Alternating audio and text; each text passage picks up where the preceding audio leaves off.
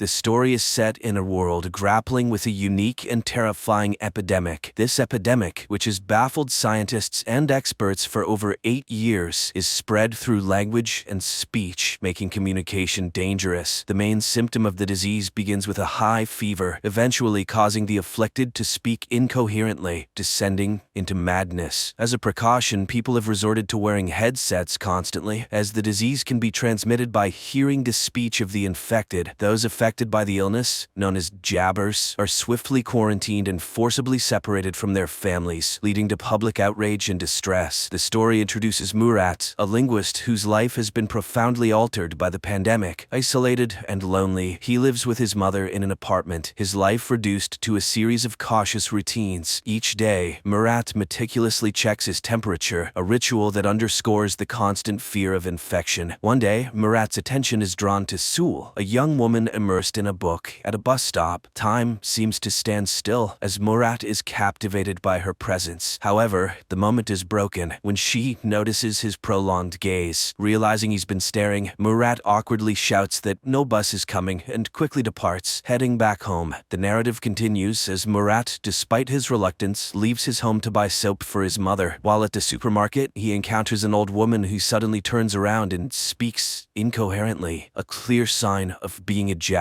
An alarm is triggered, announcing the presence of a jabber and urging people to evacuate immediately. In the ensuing chaos, everyone flees, except for the old woman and a young boy who is left behind without a headset. Murat witnesses the boy's mother crying outside. Driven by a sense of responsibility, Murat bravely re-enters the supermarket, gives his headset to the boy, and makes a narrow escape. Remarkably, Murat manages to avoid contracting the epidemic. Despite his close encounter with the jabber, he experiences a high fever but eventually recovers and returns home unscathed, soap in hand. Meanwhile, Anton, a high-ranking official at AEI, is desperately seeking a solution to the pandemic. He faces a setback upon learning that even young children are susceptible to the disease. However, his interest is piqued when he hears about Murat's incident at the supermarket. Intrigued by the possibility that Murat might be immune, Anton delves into surveillance footage to learn more. He observes Murat collapsing in the supermarket, but later continuing on as if unharmed, which deepens Anton's confusion and curiosity. In another part of the city, Murat visits the home of his mother's friend, responding to a desperate call for help. The friend's son, Arif's father, is exhibiting symptoms of the disease, speaking disconnectedly. Arif, holding on to hope, pleads with Murat to find a cure, believing in Murat's unique abilities. He even suggests collaborating with Murat's friend Ozgur, but Murat informs him that Ozgur has passed away. Arif, skeptical about Ozgur's death due to the lack of a proper funeral and the absence of his body, plans to meet with Errol, a businessman known for trading in information. Arif hopes Errol can shed light on whether Ozgur is indeed alive and assist in their quest for a cure. Meanwhile, Anton takes a deep dive into investigating the mysterious case of the headset left with a child at the supermarket. He discovers that the headset belongs to Murat, a linguist who was working on the pandemic case, but vanished after a disastrous fire that claimed the lives of his team. Intrigued, Anton intensifies his investigation. Delving further, Anton uncovers records of Murat visiting the emergency room with severe fever more than 12 times. Using video footage from the supermarket, along with a temperature detector, Anton confirms his suspicions. Murat is immune to the pandemic. He deduces this from the fact that Murat has surpassed the critical threshold of 4 high fever encounters, a significant discovery given Murat's 12 instances. In the meantime, Murat, spurred by Arif's belief in Ozgur's survival, decides to investigate further. He meets a businessman who offers them access to AEI's resources, allowing them to gather information independently and save costs. With newfound determination, Murat boldly infiltrates the AEI headquarters and navigates his way to the information hub downstairs. There, Murat searches for Ozgur's name and is initially disheartened to find records indicating his death. He clicks on the autopsy image,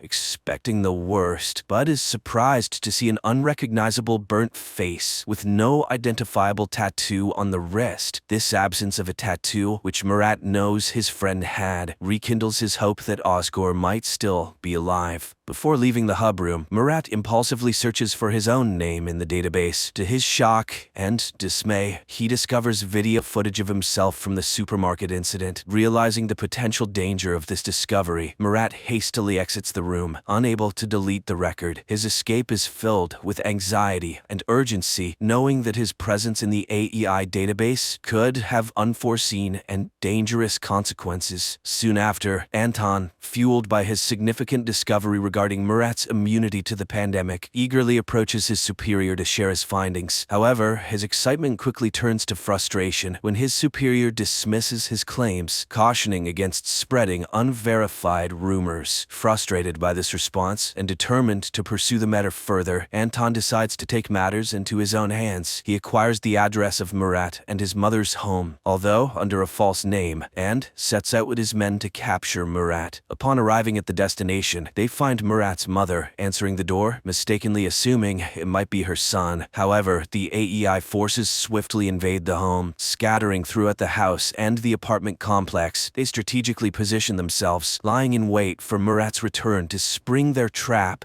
Unnoticed by the AEI operatives, Murat's mother subtly places a prearranged signal on the window, a discreet method of communication between her and her son. She then calmly lights a cigarette and sits down, maintaining an air of composure despite the tense situation. Meanwhile, Murat, who had been waiting for another glimpse of the beautiful girl he had seen at the bus stop, returns home. As he approaches his apartment, he notices the signal from his mother. Realizing the imminent danger, he hesitates at the entrance. Inside, Anton and his team are eagerly anticipating Murat's arrival, ready to execute their well-laid plans. In a moment of inner conflict, Murat grapples with the decision to enter the apartment. His thoughts drift to the beautiful girl, and the realization dawns on him that if he walks into the trap, he might never see her again. This thought acts as a turning point, and in his swift decision, Murat chooses to flee in the opposite direction, much to Anton's dismay. His abrupt departure catches Anton and his men off guard, and they lose track of him in mere seconds. Back at Murat's house, Anton seizes the opportunity to collect Murat's belongings for further investigation, hoping to get more insight into Murat's unique situation. The next morning, as Murat sets out on his search for Ozgur, he is stopped by AEI forces demanding to see his ID. In a moment of tension, as Murat nervously reaches for his ID, a bomb suddenly explodes nearby, causing the AEI forces to scatter and leaving Murat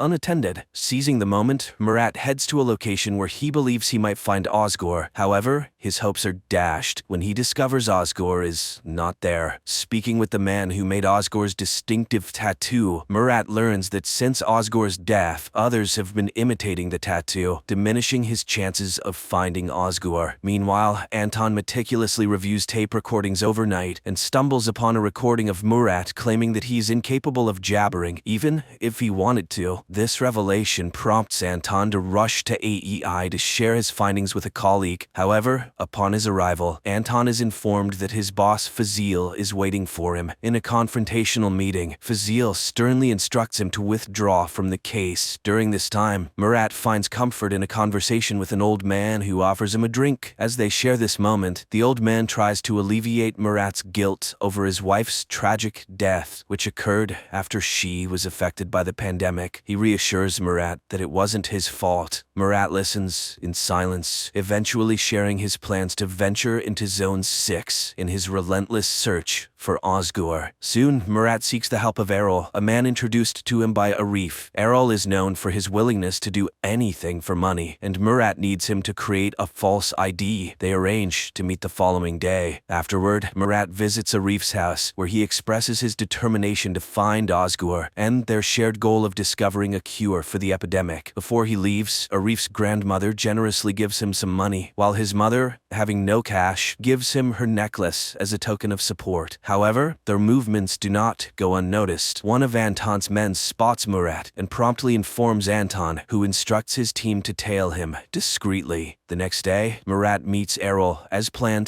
to collect his forged ID. Just as they complete the transaction, Errol receives an alert that AEI forces are closing in on their location. In a frantic rush, they escape, successfully evading Anton and his team, who later search the warehouse to no avail. With his new fake ID in hand, Murat heads to the subway station, bound for the less monitored Zone 6. He smoothly passes the initial security checkpoint using the fake ID. However, his sense of safety is short-lived, as a security guard becomes suspicious upon recognizing Murat's face from wanted posters in the subway. In a coincidental twist, Sul, who Murat has been longing to see again, suddenly appears in front of him. To his astonishment and delight, she kisses him right there in the subway, creating a moment of confusion for the pursuing security guard. This unexpected encounter leaves Murat feeling ecstatic. Holding hands, they continue their journey on the subway, embarking on a path filled with uncertainty, yet united in their unexpected connection.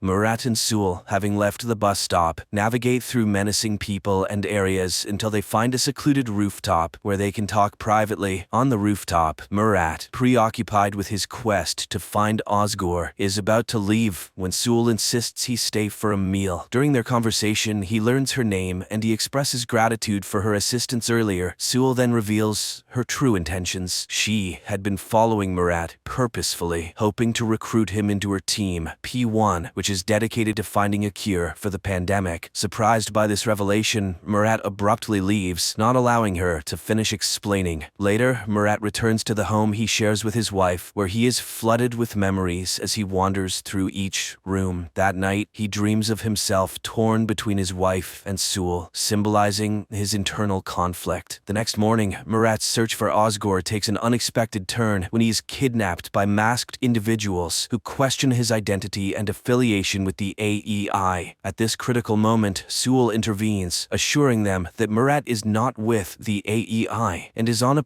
personal mission. Murat convinces them of his intentions, and they agree to share information if they cross paths with Ozgur. Sul then brings Murat to his studio where she works, and after apologizing for the earlier misunderstanding, she hosts a podcast. In the broadcast, she discusses the AEI's cruel practices, relating them to the unjust death of her boyfriend, and concludes by emphasizing the importance of finding a cure to end the crisis. Meanwhile, Anton retreats to his house, where his wife and son are quarantined in the basement due to the pandemic. While there, Anton senses he is being watched. Upon investigating, he finds no one, unaware that Fazil's right-hand agent is covertly observing him from a hiding spot. Somewhere else, Murat and Sul's journey through the pandemic-stricken streets of the city continues. While walking downtown, Murat demonstrates his unusual resistance to the pandemic by briefly removing his headset near Jabber's, showcasing how his skull heats up without experiencing the usual symptoms. This unique ability intrigues Sul, who sees potential in Murat's immunity. That night, Murat stays at the studio with Sul, and upon waking up the next morning, he finds himself surrounded by the team Sul had mentioned. The team members introduce themselves and request Murat's assistance. Initially hesitant, Murat warms up to the idea when Sul assures him that joining the team could aid in his quest to find Ozgur. As part of their ongoing search for Ozgur, Murat and Sul come across a hotel displaying the symbol that Murat associates with Ozgur. They decide to investigate by entering the hotel and seeking an audience with the hotel's boss. However, their encounter quickly turns dangerous. In a moment of quick thinking, Murat leverages his past experience and knowledge of recording voices to offer the boss a rare tape. This move impresses the boss, diffusing the tension and earning them a chance to sit and talk. As Murat and Sul are about to explain their quest for Ozgur, their conversation is interrupted by a lady entering the room to deliver an item and collect payment. After she leaves, the boss encourages them to continue. Murat and Sul reveal their search for the person associated with the symbol they possess. To their surprise, the boss informs them that the lady who just left was the one who brought the symbol to the hotel. Reacting quickly, Murat and Sul rush outside to catch the lady, but they are too late. She drives away, showing no interest in engaging with them. This missed opportunity leaves Murat and Sul with more questions than answers as they continue their journey in the uncertain and dangerous world. My friends, the continuation of the story is now on the screen in front of you.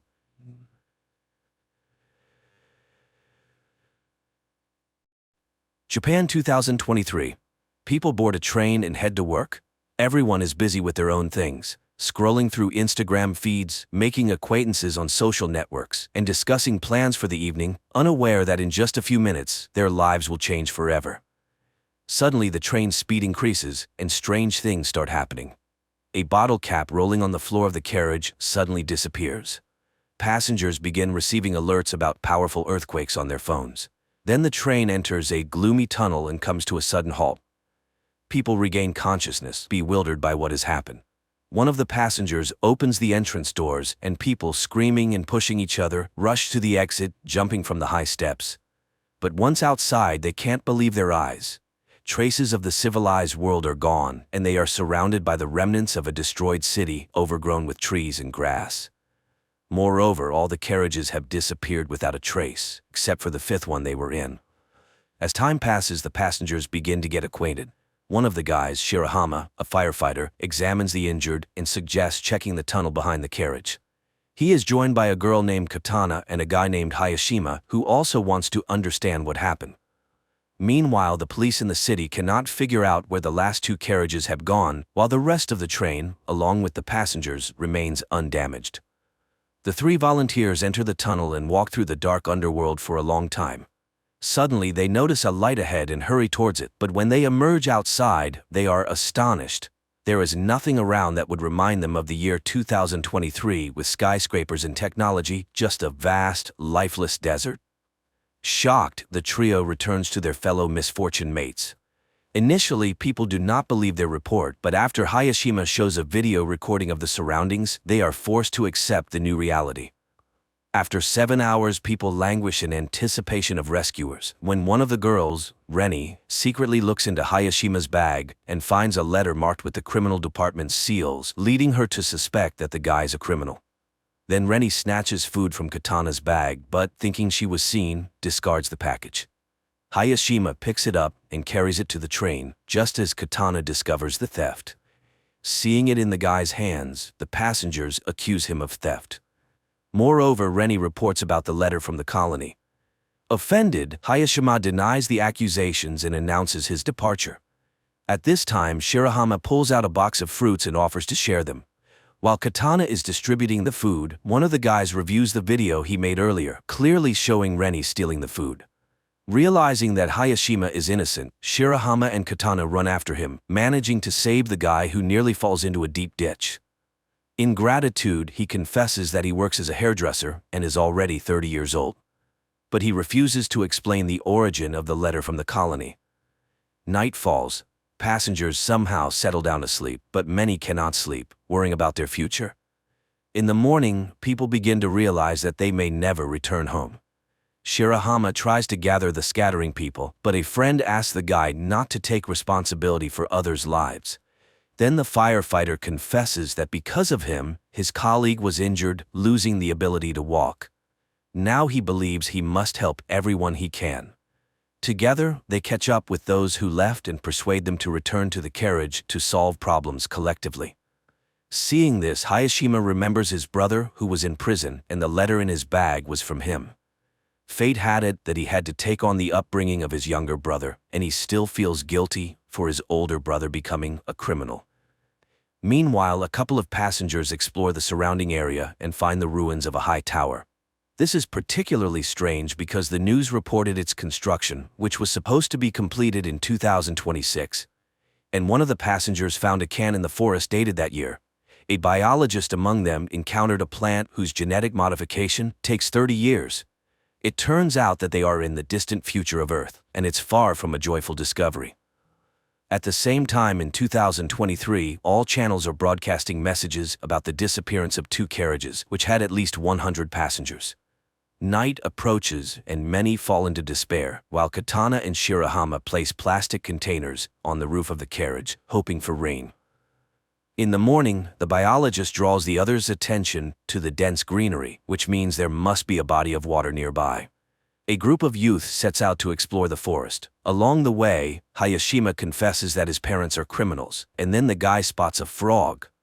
This means water is very close, but ahead are impassable cliffs, which can only be climbed with the help of ropes. The group returns to the train and, cutting wires, heads back to the cliffs. Shirahama climbs to the top and joyfully shouts upon seeing a waterfall. but looking around he is horrified. Instead of Mount Fuji, a sea stretches out before him. Returning, he tells the others about this, and people start to speculate what happened to their planet. At night, everyone goes to sleep, but the eldest passenger, Tanaka, goes outside and sees an unfamiliar person. But when he tells about it, no one believes him. Then it starts to rain, helping people to collect water and even bathe. Meanwhile, the biologist continues to study the surrounding fauna, finds several edible plants, and shows them to the others. And still, Katana manages to eat a poisonous berry, but fortunately, her poisoning is not fatal. The news that the girl has recovered has a sobering effect on the passengers. They finally realize that sitting still, they won't survive. People get to work and even make utensils from bamboo. Bank cards turn out to be decent knives. The group of youths brings water from the waterfall, and they prepare a soup from plants. But after dinner, some feel sick and the biologist discovers a couple of poisonous berries in the common pot. Someone remembers seeing Tanaka near the pot, who is not among them. Shirahama sets out to look for him, but stumbles, falls, and loses his torch. After a while, Shirahama returns without Tanaka, but with Hayashima's previously lost barber tools, which he had sorely missed. In the morning, the biologist announces to the people that he is going to look for a river, which should be nearby. His friends go with him. But in the forest, they encounter a stranger who injures the biologist and runs away. The guys carry him back to the train, where fortunately there is a medical student who provides the injured with first aid. The others help as much as they can and pray for the guy. Later, Tanaka unexpectedly returns from the forest. It turns out he worked for a security company and can show how to make traps around the camp. Reni asks Hayashima to fix her hair, and soon there's a queue for the guy. Meanwhile, Shirahama and Katana notice a teenager caught in one of the traps, but the youngster gets out on his own and runs away. The friends hurry after him and soon find themselves by the river, but the boy asks them to wait for him at the spot and disappears into the forest. Hayashima, noticing their disappearance, catches up with the pair. At this time, the teenager returns and leads the friends to carriage number 6, which mysteriously ended up several kilometers away from the 5th carriage. The passengers from the 5th carriage are welcomed by the leader of the group from the 6th carriage, Yumamoto. Their carriage was lucky to be near the river, where there was plenty of fresh water and fish. Moreover, among them was a builder who, under his guidance, they were able to quickly set up a camp and even build a kitchen and a toilet. The newcomers find the one who injured their biologist. He confesses that he did it out of fear, thinking they were going to attack him. He bows deeply, apologizing for his action. And Yumamoto admits that he believes a return to the past is possible. The man told them that in the early days, they found a small boat on the river, where he managed to fix the radio and catch a signal, apparently from Canada, where the year 2060 was mentioned. From what he heard, the man understood that in 2026 a disaster occurred. A huge asteroid fell to Earth, causing powerful earthquakes and tsunamis worldwide, instantly taking billions of lives. The dust thrown into the atmosphere blocked sunlight, leading to the extinction of the remaining species. But the main thing is that the asteroid didn't fall by chance. It was space debris, as besides state corporations, satellites began to be launched by anyone who fancied. One of the probes collided with a satellite, which in turn fell onto an asteroid, leading to a deviation of its orbit. So it was a man-made disaster. That's why it's so important to return to their year and change the future. Inspired by the example of the 6th carriage, the passengers decided to make a bath by the river. Meanwhile, Tanaka continues to deteriorate, making himself a doll from branches and talking to it. In the morning, the bath is ready. For the first time in many days, people bathe in hot water and wash their clothes. And the guys find a strange stone on the riverbank, which Yumamoto learns about. He sends his people to find it, but Reni notices strangers, and one of the guys lets slip that according to their leader, this stone might help them return home. The girls argue about the need to return, and Reni pushes Katana away. She falls and accidentally shifts a layer of soil, under which a dead body is discovered. Meanwhile, Tanaka reads in a newspaper an announcement about the search for a murderer in his description. At that time, Reni and Katana are attacked by guys from the 6th carriage, but Reni breaks free and runs to her own, where she tells about the found corpse, while Katana escapes from the guys through the forest. The 5th carriage decides to make weapons, while Shirahama and Hayashima run to the neighbors. But the girl is not there, and Katana meanwhile makes it to the boat. Yamamoto is forced to confess to the guys that he killed one of the passengers, who suddenly became aggressive and started attacking people with a knife. That's why he was recognized as a leader. The guys go home, hoping that Katana has returned, but she's not there, and the rest urge to go to the 6th carriage and punish the guilty. And the guys go again to look for the girl. Katana hides in the boat when Yamamoto comes in.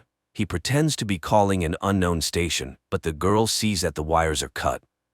The man discovers her and confesses that he doesn't want to return to the past because he intends to create a new society here. After that, he ties up Katana and locks her in the cabin, where her screams cannot be heard. In the morning, the passengers of the 5th carriage are just about to attack the neighbors when one of the women suggests backing up and looking for a building where they could hide. At this time, guys from the 6th carriage go to the neighbors to scavenge something, but they fall into traps. A fight starts when the rest of the 6th carriage's passengers arrive, and there are more men among them. The fight escalates into a real battle, which is stopped by the appearance of the escaped Katana, who accuses Yamamoto of lying. He is forced to admit to the deception, but he just wanted to keep people's spirits up. However, the passengers decide to exile the former leader. Before leaving, the man hands over a journal from the ship, which contains information about the tower that could help them return to the past. Meanwhile, those who went to search for the building reach the tower and find glowing asteroid fragments there. And in 2023, scientist Ray, after reviewing the video surveillance camera recordings, discovers that a wormhole appeared in the tunnel at the moment of the disappearance of 2 carriages, which apparently was the result of a distortion in the space-time continuum. The passengers study the journal found by Yamamoto and learn the exact date of the disaster. Moreover, they have an asteroid fragment that possesses a phenomenal magnetic charge. One of the passengers remembers how on the day of their departure, he saw something in the sky resembling a falling star. In the past, Ray, analyzing the same event, concludes that it was the flare from a supernova explosion. In the future, there's also an expert who explains that supernovas occur in space when a star reaches the end of its life cycle and explodes, releasing a massive amount of energy. Apparently, this created the temporal rift into which both carriages fell. It means they need to open this wormhole again. In the evening, a strong storm begins, forcing people to seek more reliable shelter than the carriage. Tanaka opens the rear doors leading into the tunnel. Unexpectedly, a strong gust snatches his doll and sucks it into the wormhole caused by the hurricane. But as soon as the storm subsides, the wormhole disappears. And in 2023, scientists find Tanaka's doll. Passengers in the future conclude that to summon the wormhole, they need a powerful energy source, for which they start looking for remnants of power lines. Digging up each post, the passengers find an electrical substation where, somehow, working equipment is preserved. They redirect enough electricity into the tunnel to stabilize the wormhole with the onset of the next storm, enough to return to the past. The storm starts at night, supported by the power of the substation. The wormhole opens, and everyone enters the carriage except Tanaka, who refused to return. The carriage is swallowed by the hole and races somewhere in space and time until its doors are opened by security service employees who say they have arrived on May 1, 2026, which means there are only a few months left before the asteroid falls. After going through quarantine procedures, the passengers tell the officials, presenting as evidence fragments of the meteorite and unusual plants from the future. Only the officials don't believe the stories about the upcoming apocalypse. Later, the internet buzzes about the incident. The time travelers find fans, which helps maintain interest in the traveler's story about the upcoming end of the world. Meanwhile, scientist Ray becomes convinced that the travelers are telling the truth, as he has also tracked the asteroid. One of the passengers posts an appeal on the internet telling ordinary people about the impending danger, and a passenger who held a high position in the government before the trip makes her way to the Minister of Defense. She listens to her former colleague and reports that the government believed them and is already preparing to launch a missile capable of altering the asteroid's trajectory to pass by Earth. Time passes, and the day of the catastrophe is about to dawn. The travelers decide to gather together on the platform to find out whether it was possible to avert the disaster, and if not, to perish together. But the military successfully completes their task and changes the meteorite's trajectory, saving humanity from total extinction. Quite an unusual series where various theories about the impending doom of humanity are mixed. And the finale of the story is very relevant, emphasizing that life on Earth is the result of the actions of each living being. And the future of the planet is a collective human responsibility.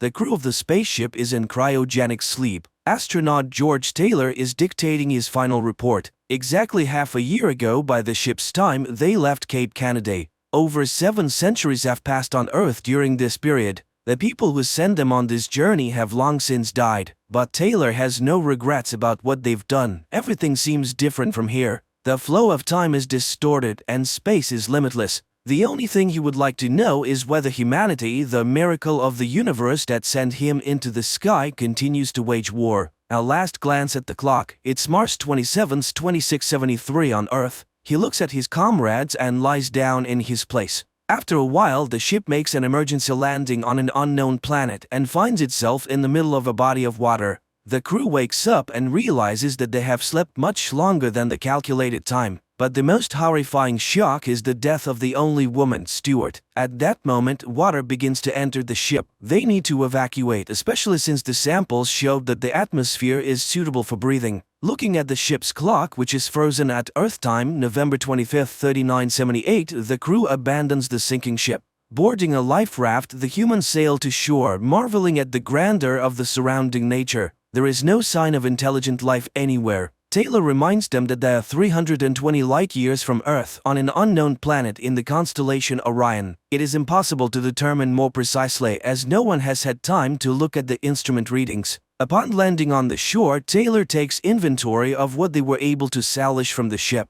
A pistol, 20 rounds of ammunition, a first aid kit, and a 3-day supply of food and water. The only question now is how long is a day here? They are discussing the strange death of Stewart, apparently caused by depressurization. It seems they were flying for 18 months, while on Earth it has been about 2,000 years. There is no hope of returning, and time has erased everything they knew. Therefore, they need to start studying this planet. Analysis show that nothing can grow here as there is very little carbon dioxide. But there is nothing dangerous to human health either. They have 72 hours left until they run out of food. Landon sets up a small flag of the United States of America on the shore and the astronauts set off on their journey. The surroundings are strange and wild, bizarre rocks and lifeless canyons. The people almost get trapped under landslides several times. Thunderbolts light up the sky without bringing rain, and the sky itself is covered with clouds with no satellites or landmarks. One thing they know for sure, there's a time gap between them and Earth. Their loved ones died 20 centuries ago.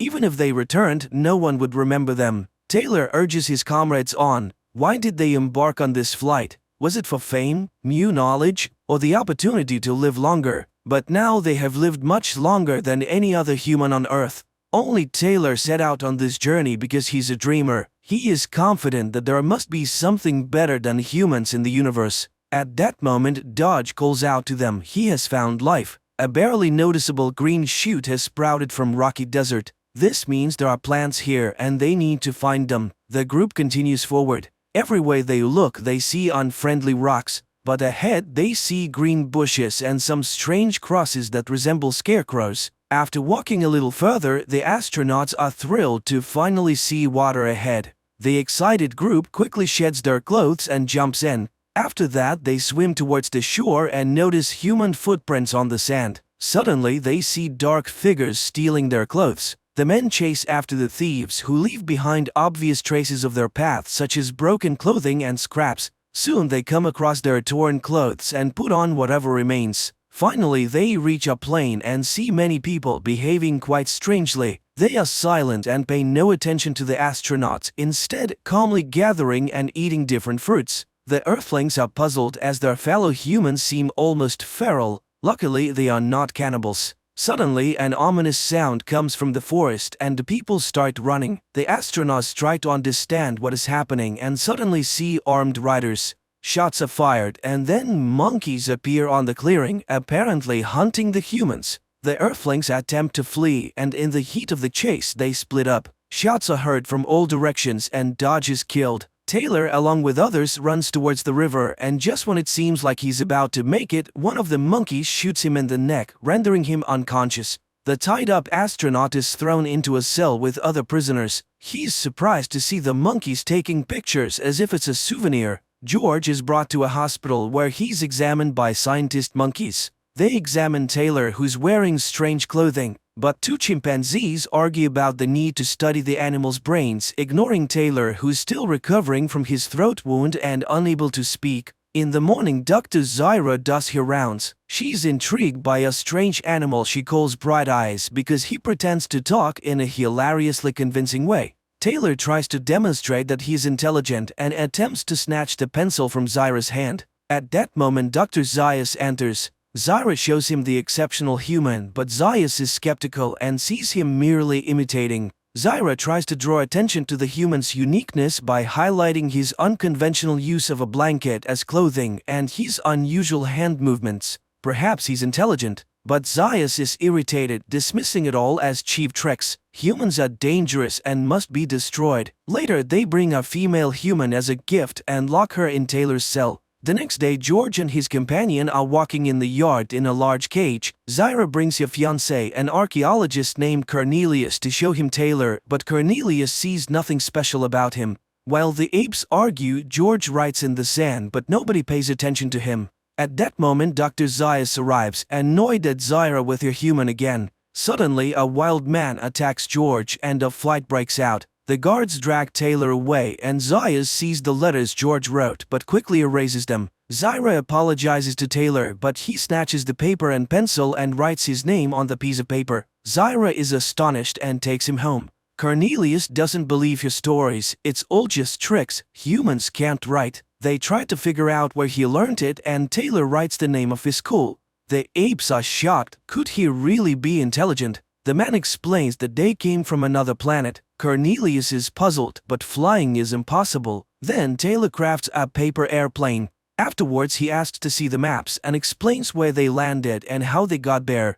Zyra and Cornelius argue fervently. She claims that humans are a mutation, the missing link between apes and monkeys, and it is quite possible that monkeys evolved from humans. Dr. Zayas, who enters the scene, discovers the paper airplane, crushes it, and orders the man to be taken to a cell. Taylor and Nova sleep in their cell when the arriving apes order Taylor to be prepared for a castration operation, but the man breaks free and runs out of the cell. He manages to hide in the ape temple but is noticed, and the man has to run through the ape city again. Taylor ends up in a museum where stuffed humans are exhibited. Shocked, he runs out into the street but gets caught in a net, where Zyra finds him, and then the voice returns to Taylor, shocking the apes. Later in the cell, Taylor tries to teach Nova how to speak, but the apes take the girl away and put her in the cell across from him. The man tells her about his life on Earth, but he didn't love anyone there. He wonders if Nova can love. The apes put a collar on him and take him to trial. A hearing is now taking place, and Zyra and Cornelius are ready to act as his attorneys. The judges are outraged. He has no rights because he's not an ape.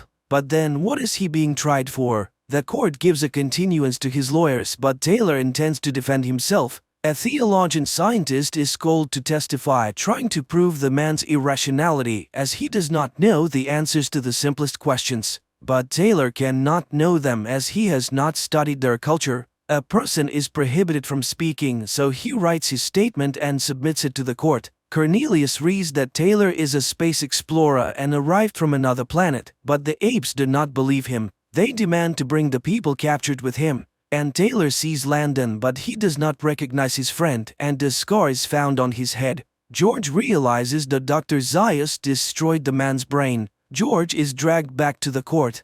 And then Cornelius defends Taylor. He did not lie when he said he came from the Forbidden Zone. He described it very accurately, and Cornelius himself was there, and he found traces of ancient ape culture. Zyra continues the defense. If he did not come from another planet, he was born on this one. She found no reason why people cannot speak. The problem is not in anatomy but in the brain, and that is the truth, but nobody wants to listen. Zyra and Cornelius are accused of scientific heresy and the tribunal is closed. The fate of the man is predetermined. He is handed over to Zayas, who intends to perform operations on him. George is outraged. How could such an upside-down civilization arise? And most importantly, why is Zayas so afraid of him? Zyra cannot accept this and organizes the escape of Taylor and Nova. Outside the city, Cornelius meets them with horses and supplies. He suggests returning to the spacecraft landing site. A small caravan sets off and reaches the river. If they follow it, they will reach the sea. Soon they reach the place where Cornelius was excavating. He's ready to take the men to the cave. And then Zyra sees the pursuit. Dr. Zayas, who caught up with the fugitives, is in for an unpleasant surprise. Taylor is armed. The Earthling offers a compromise to the doctor. If Cornelius can prove that their culture is not the oldest and originated from humans, he will leave them alone. Everyone goes into the cave. While Cornelius shows off his findings, Taylor discovers spare parts of a human, a dental plate, glasses, and a heart valve. But the main discovery is a human doll that says the word mama. Zayas tries to find a reasonable explanation when gunshots are heard outside. Everyone rushes to the exit. It's the makeshift doctors who, unable to keep their words, have attacked the fugitives' escorts. Taylor takes Dr. Zayas hostage and orders everyone to leave. Taylor will release him in exchange for a horse, food, and water for him and his woman. But before leaving, he asks the doctor why he always feared him, and he answers because he's a man, and that his ancestors are to blame for the lifeless forbidden lands, for he is the lowest and most treacherous beast. The people leave and the doctor orders the cave to be blown up and Zyra and Cornelius to be arrested. He saves the future of his people. Taylor and Nova ride along the beach. Suddenly the man jumps off the horse in horror. He has returned and they did it after all. They blew them all up and destroyed civilization, let them burn in hell. Nova looks at Taylor in fear. She doesn't understand what is before her, the upper part of the Statue of Liberty rising on the ocean shore. The film is based on the book by French writer Pierre Boulle, who considered his novel one of his least successful works and therefore had serious doubts about its success on the big screen. But in the end, the film ranked 350th on Empire's magazine's list of the 500 greatest films.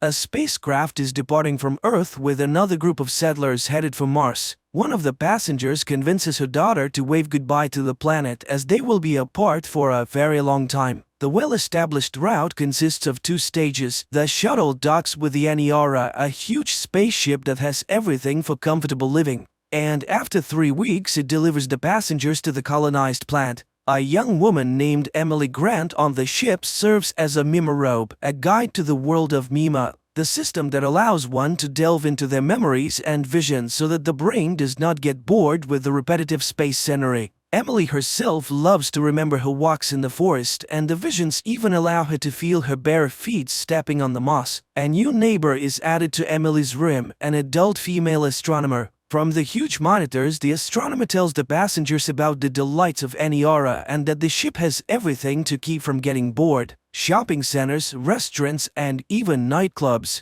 If desired during the journey, one can work in the water purification department or the seaweed factory, which is necessary for oxygen production. The company pays points which serve as currency for this work. Emily gathers another group for Mima sessions. In the visualization room, there is silence as the mimorobe lays people down on the floor, face down on a special pillow, and launches the system. The glowing screen shimmers with different colors, not showing any pictures. But if the mimorobe needs to know the visions of a specific visitor, she uses a special remote control. Suddenly, an emergency situation occurs on the ship, and the whole group slides to the corner of the room. The passengers exit their cabins in panic to find out what happened. They gather in a large hall where the captain is supposed to make a live broadcast. After gathering his strength, the man makes an announcement. There has been a system failure on the Aniara, and the ship has lost all fuel and drifted off course. The crew believes that it's not a big deal and that by using the gravity of celestial bodies, they will be able to return to Earth. However, the journey will now take a little over 2 years instead of the promised 3 weeks. The outraged passengers disagree with this plan, worrying about their plans without even realizing what lies ahead. Austerity measures are introduced on the ship, but the crew realizes that the supplies will not be enough in any case. At best, there is only enough food for a couple of months. One of the crew members suggests growing algae more actively, which will help them survive. The first 3 weeks of confinement in space pass. The people still don't lose their optimism, but they're already starting to get bored. The meme becomes the most popular hole as everyone wants to see more than just the infinite universe outside the window, and Emily can't handle it, so she asks the captain for help. In addition, the girl is going through a personal drama, hoping to resume her relationship with one of the crew members, Isabel. Emily asks her neighbor how long it would take to reach the nearest celestial body so that the ship can turn around. The woman initially avoids answering, but then admits that in her opinion all of this is hopeless. There are no points that could help them. The crew just doesn't know how to tell the passengers about it. After hearing this, the mshorror has a panic attack and runs to her hole to immerse herself in memories of Earth, and also to drink in secret so that the commander would know. That journey has been going on for 3 years already. The people have settled into life on the ship, having come to terms with the length of the flight. Emily goes to a party where she meets Daisy and they decide to alleviate their loneliness together. When the couple retreats to a corridor, Isabel walks by and gives Daisy a cold glance, making it impossible for her to relax. There aren't enough people on the ship to work with the algae and water purification systems. Even young passengers are now being recruited, but the systems can't keep up, and all the drinks have an unpleasant sulfide smell. Strange things also start happening in the ship's hull as the system malfunctions, and Mima, using human language, begs to stop as it can no longer handle passing through people's memories. One of the people lying on the floor starts thrashing around in hysteria, and when Emily connects her remote to him, she sees very unpleasant images in his head.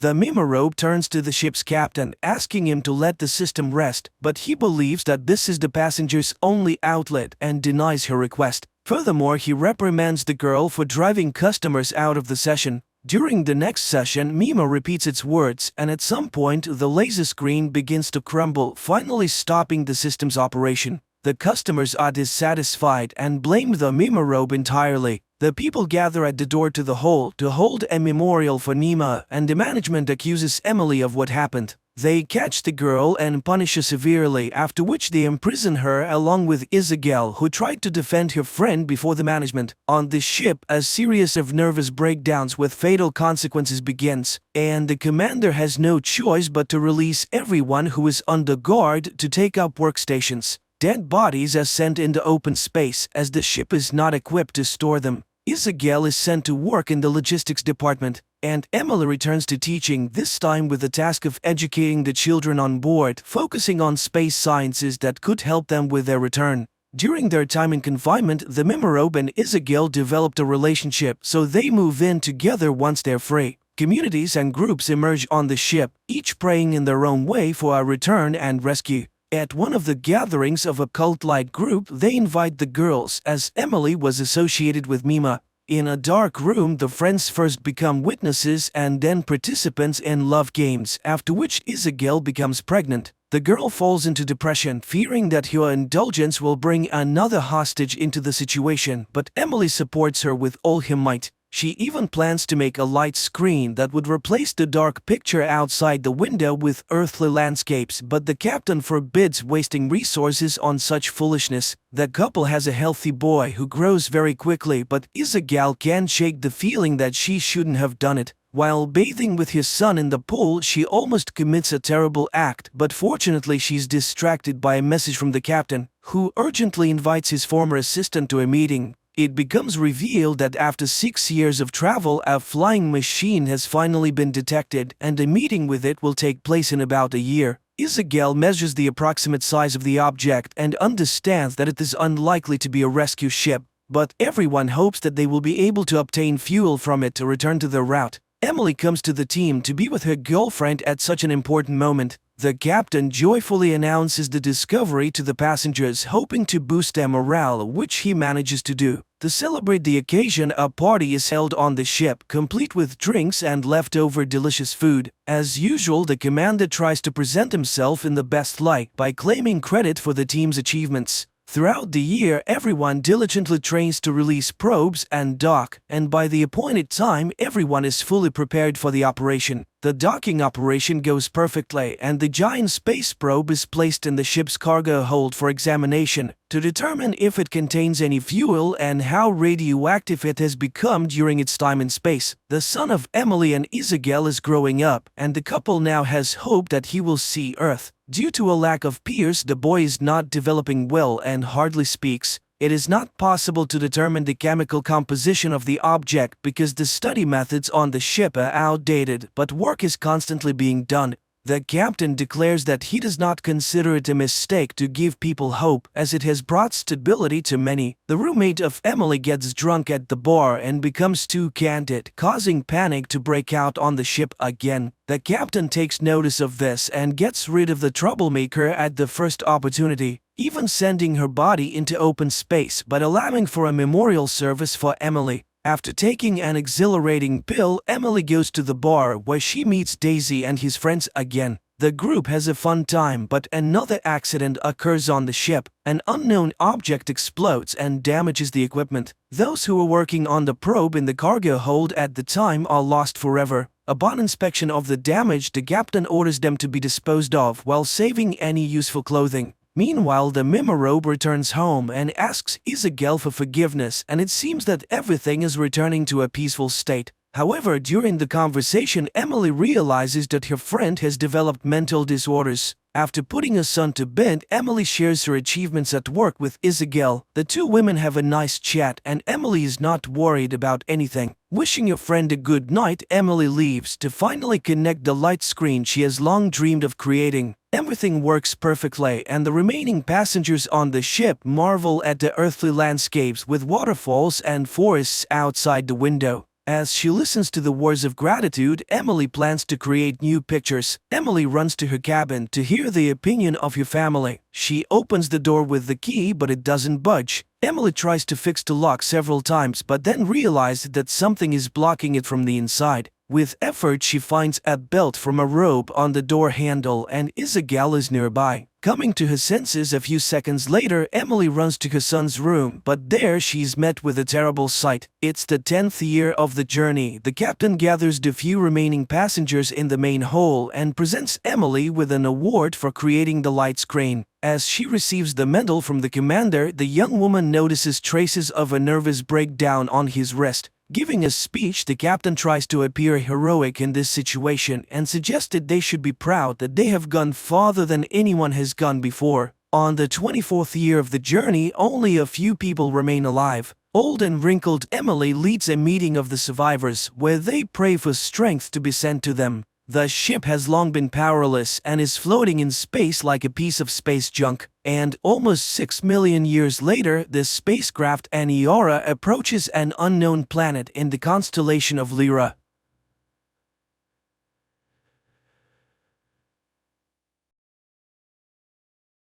Hello everyone, today we're going to be talking about a science fiction film called Terraformers.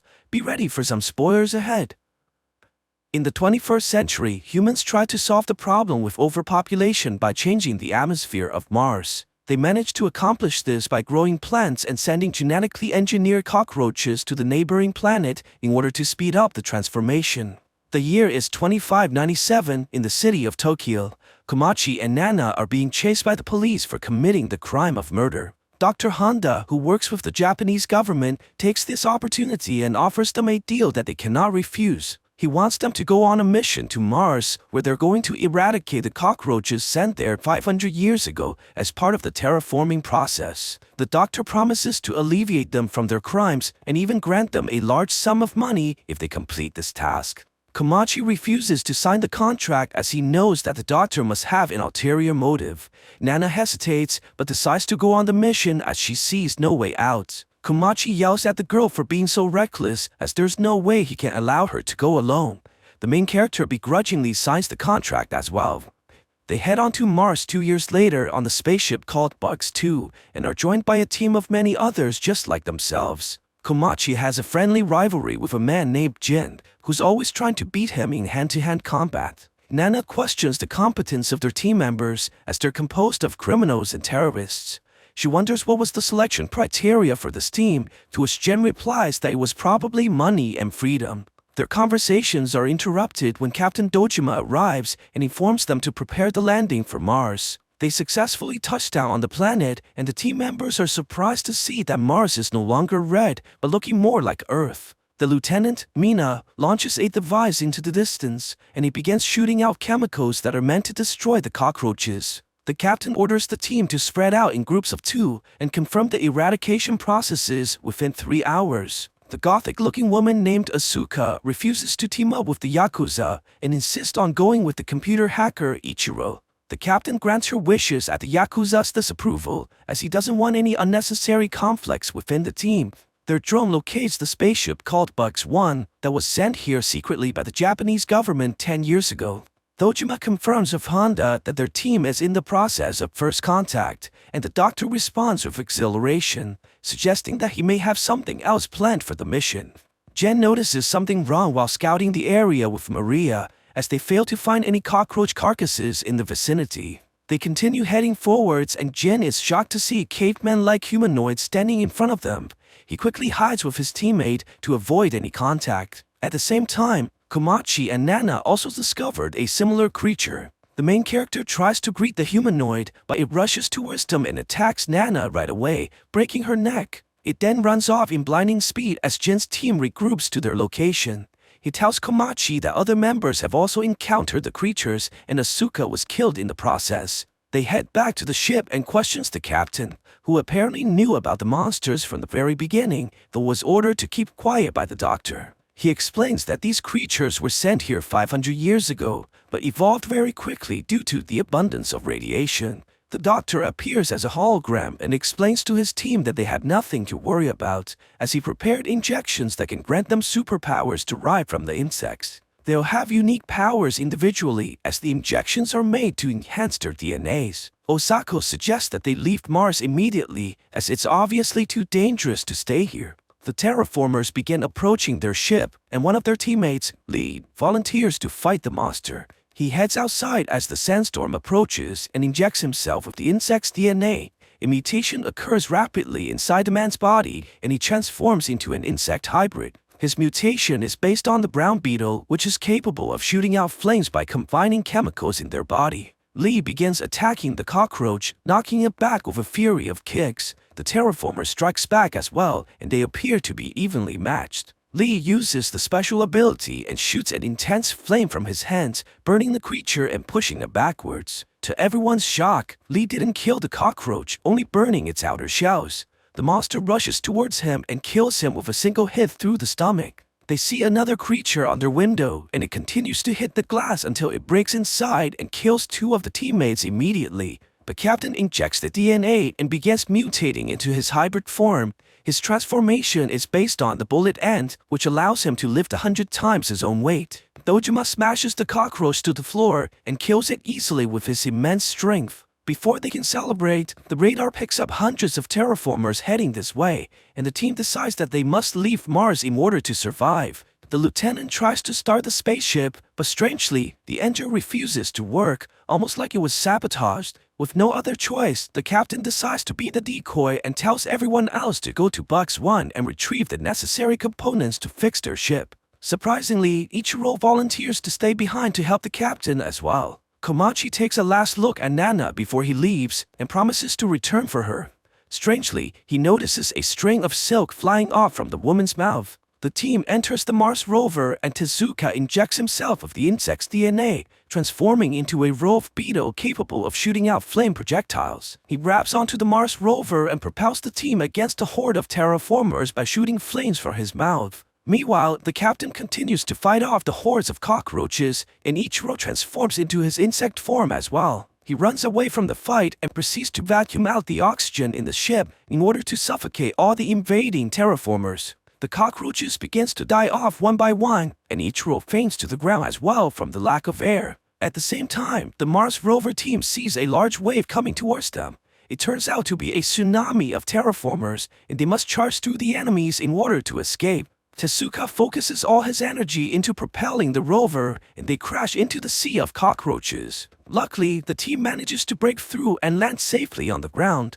They continue forwards, but soon sees another tsunami of insects much larger than the one before. Bosako and Maria decides to defend the team from the outside and transforms into insect hybrids while heading towards the wave of terraformers. They try their best to fight off the incoming cockroaches, but the vehicle flips as they exit the horde, throwing the teammates in the air. Everyone inside the car gets knocked out, but the rover goes into autopilot and drives off. The teammates left behind tries fighting off the insects, but gets killed one by one. The rest of the team wakes up only to find themselves at Bugs 1 already.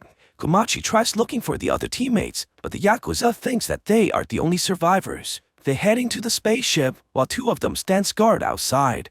Mina tries running a diagnostic on Bugs 1, only to see that it's somehow transmitting data towards Earth. The group hears gunshots from the outside and rushes towards their teammates, only to find them lying dead on the ground. Apparently, the terraformers have learned how to use weapons and kill the two standing guard with the guns from Bugs 1. Komachi injects himself with the DNA and transforms into a giant hornet with amazing battle powers.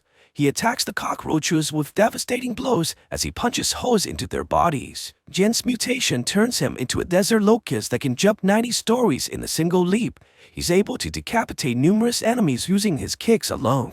Mina transforms into a praying mantis and slashes the insects into pieces.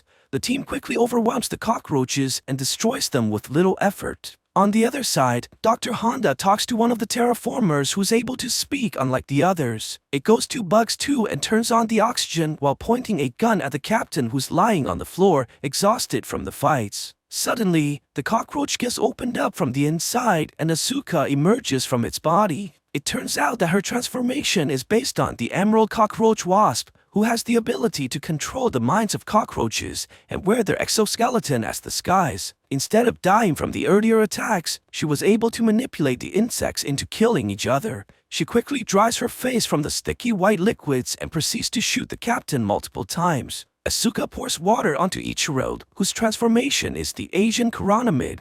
He can survive in almost any condition and only requires water to reactivate his cells. They turn out to be working on a secret mission for the doctor, and Ichiro was the one who sabotaged the flight system on Bugs 2. The doctor ordered them to bring the eggs from the terraformers back to Earth no matter the cost. Komachi and his team hears the Bugs 2 engine from afar, and the doctor explains that their plan was never to simply exterminate the cockroaches from Mars. He plans on retrieving more genetic materials from the insects in order to make better hybrid soldiers for the Japanese government, which no doubt will make the country become a superpower. They are put on this planet mostly as test subjects, and their fight with the terraformers are recorded as valuable research data. In fact, they were only able to create the insect hybrids because Bugs 1 was able to retrieve a carcass from the cockroaches. While Ichiro and Asuka plans to take off from Mars, the eggs hatch prematurely and produces two evolved terraformers. Asuka charges in and stings them with her claws, trying to control their minds, but their evolution has granted them immunity to her powers,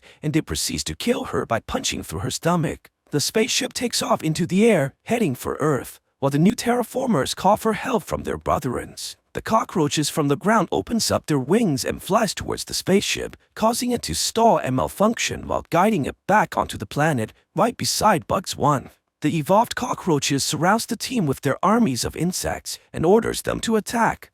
Komachi and his team transforms and fights off the enemies with everything they have. They manage to defeat many of the terraformers, but runs into trouble when facing the two evolved ones that show amazing battle powers similar to human fighters. Mina tries attacking one of them, but gets her arm ripped off and killed in an instant. Seeing his friend being destroyed like nothing, Jin injects himself with his second dose of mutation, causing the transformation to progress even further, increasing his powers. Komachi injects himself again as well, and the two continues to destroy the enemies with their heightened abilities. After killing many of the terraformers with his kicks, Jin jumps into the air and injects himself a third time, causing wings to grow from his back. The army of cockroaches flies towards him and fights him in the air, but they're no match for the human hybrid and gets destroyed into pieces. They continue to fight against the creatures waves after waves and eventually slows down as their fatigue becomes more apparent. Jin understands that they must destroy the leaders and injects himself with multiple doses of mutations, causing his body to spike in power but also making the transformation permanent. He takes this opportunity and attacks the evolved cockroach with a devastating kick and kills him by knocking his head off. Jin falls down soon after as he exhausted all his reserves. Komachi tries to defend him against the remaining leader, but gets defeated easily and gravely wounded. Just when they're about to be finished off, the evolved cockroach notices something from behind and pulls back his attack. A glowy moth-like creature flies towards the insects while dropping sparkles of dust in the air. It turns out that Nana's body has evolved into her final form in order to aid her teammates against the terraformers. She flies towards the cockroaches and continues to drop the glowing dusts. Jin realizes that these are miniature bombs, while the terraformers looks at it with intrigue and confusion. Komachi flies towards Nana, trying to save her from the battle, but Jin tells him that she's been dead a long time ago. One of the cockroaches fires at Nana, which causes a chain reaction of explosions. Jin rushes towards his friend and saves him from the explosions in the last minute, while Komachi cries, seeing the woman he loves buried inside the flames. When everything settles, Komachi wakes up and walks towards his friend, only to see that he's permanently transformed into a locust creature. He tries to comfort Jin and tells him no matter how he looks, he will always be human in the heart. With his last breath, Jin tells his friend to live on for both of them, as tears fall from his eyes. Komachi finds the evolved cockroach still alive and punches him in anger for the destruction that he caused. He plans to finish the terraformer, but eventually decides to end the hatred between men and insects by sparing his life. He goes inside the spaceship only to find Ichiro still alive. The man points a gun at the main character, but saves him by shooting the terraformer behind instead. They decide to cooperate for now and resolve their differences once they get back on Earth. The two launches the escape pod into the atmosphere, while the evolved cockroach stops his brothers from chasing after, repaying the debt for sparing his life. Meanwhile, Dr. Honda notices that Ichiro has hacked into their system and is broadcasting the whole event on international television. He decides to hide as the government will surely kill him for his failure and embarrassment. His assistant points her gun at the doctor as she turns out to be a spy from the government. She fires at the doctor, but Honda has planned for this contingency already and proceeds to kill the woman with a deadly poison. On their way home, Ichiro swears that he'll expose the people responsible for this experiment, while Komachi has a strange feeling that they'll come back to this planet in the future. So what do you guys think about this movie? Let me know in the comments below. And if you like my video, please press like and subscribe for more. I'll see you guys next time. In the Middle East, a man appears who calls himself the Messiah and gathers crowds of believers in the new Advent. Is he sent by God, or is he a dangerous fraud seeking to disrupt the world's geopolitical order? The story is told through the eyes of people from vastly different backgrounds surrounding the enigmatic man. For 85 days, enemies have besieged Damascus, where a humanitarian catastrophe is growing. There is no food or water, and many people are dying in the shelling. And one day, two teenagers, Jabril and Samir, who have lost their families, see a man in yellow clothes on the street, urging people not to worry about the city's fall because God has predetermined that it will not happen. Salvation in the form of a sandstorm is approaching, and people run under the onslaught of the elements while the preacher does not leave and repeats that salvation is already close. The sandstorm breaks the supply chains of the enemy troops and they retreat, and the city is saved. FBI agent Eva Geller watches the broadcast of everything that happened, paying attention to the strange man whom people call Al-Masih, and learns that he is leading hundreds of his followers into the desert. At night, the men talk about faith and religion around the fire. Al-Masih asks questions and is strict with those who do not want to think about his questions. Now all of humanity is on the brink, and for people to survive, they must cling to him. After this conversation, the man walks away from the people and stands for a long time looking at the sky, giving the impression that he's talking to God. The teenagers who came with him from Damascus remember how he preached while they hid in the basement, and suddenly Al-Masih calls one of them, Jabril, and tells him that each soul has its own star. He is so light in the boy, and soon Allah will lay a mission on him. Meanwhile, Eva is trying to find out which officers know something about the new Messiah and begins gathering information. Soon she learns that after walking 65 kilometers through the sands, the people reached the borders of Israel and stopped at the fence. Half of the followers believe that Al-Masih has led them to flight, but he orders them to gather all their weapons and bury them. He himself passes through the barbed wire fence, where he is arrested by Israel's border service. An agent from Israel's internal security agency, Aviram Dahan, is called in to interrogate him. However, the detained man refuses to reveal his real name, calling himself a messenger. and impresses the agent by calling him by name and revealing unexpected details from the agent's life that no one except the agent himself could know. Aviram is particularly touched by the incident with the boy that the Messiah reminds him of. Dahan completes the interrogation and leaves the room, destroying the video recording of the interrogation. He then goes to his partner to find out if he has told anyone about what happened in the desert, but his partner remains silent about it. As Aviram gets into his car, he suddenly sees a man with a bag over his head on the back seat, but realizes that it is a flashback to a tragedy from long ago. Early in the morning, the agent returns to work and is surprised to discover that Al-Masih has escaped from custody. Meanwhile, in the small American town of Dili, local preacher Felix Aguero greets his congregation, while the FBI decides to assist Israeli authorities in finding Al-Masih and discovering who he really is. This is why Eva Geller flies to Israel,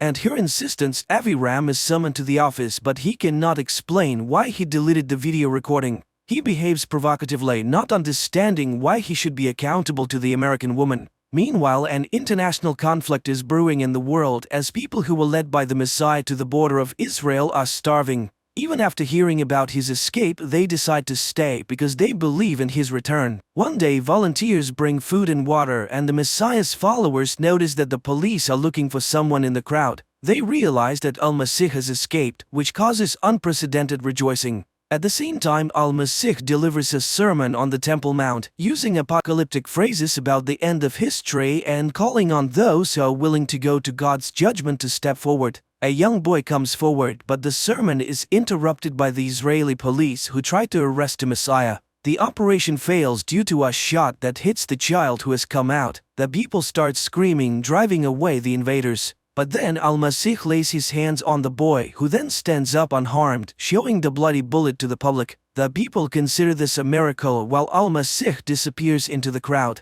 Eva hears the news on the radio and asks to be taken to the scene of the incident. Meanwhile, Muslims also discuss the Messiah's sermon and are quite unhappy with his interpretation of Allah's teachings. The people in the camp cannot understand why their newly found Jesus has abandoned them. And Eva notices the surveillance, and her pursuer turns out to be Aviram, who wants to know why she's meddling in something that's not her business. But Eva is not going to back down. She studies the recordings from the CCTV cameras and notices the strange disappearance of the Messiah. And it's still unclear who fired the shot. She tries to find the injured boy, while in Jerusalem the electricity is shut off to quell the unrest. The agents arrive at the boy's address, but it turns out that his family has left, scared of the crowd's interest. Reports of the incident on the Temple Mount are being shown around the world, and one of them is seen by Father Felix, while his daughter Rebecca dreams of running away from home. Meanwhile, Jabril sees a flickering light at the fence and goes there, while Eva finds Al-Masih in a photo from Jordan.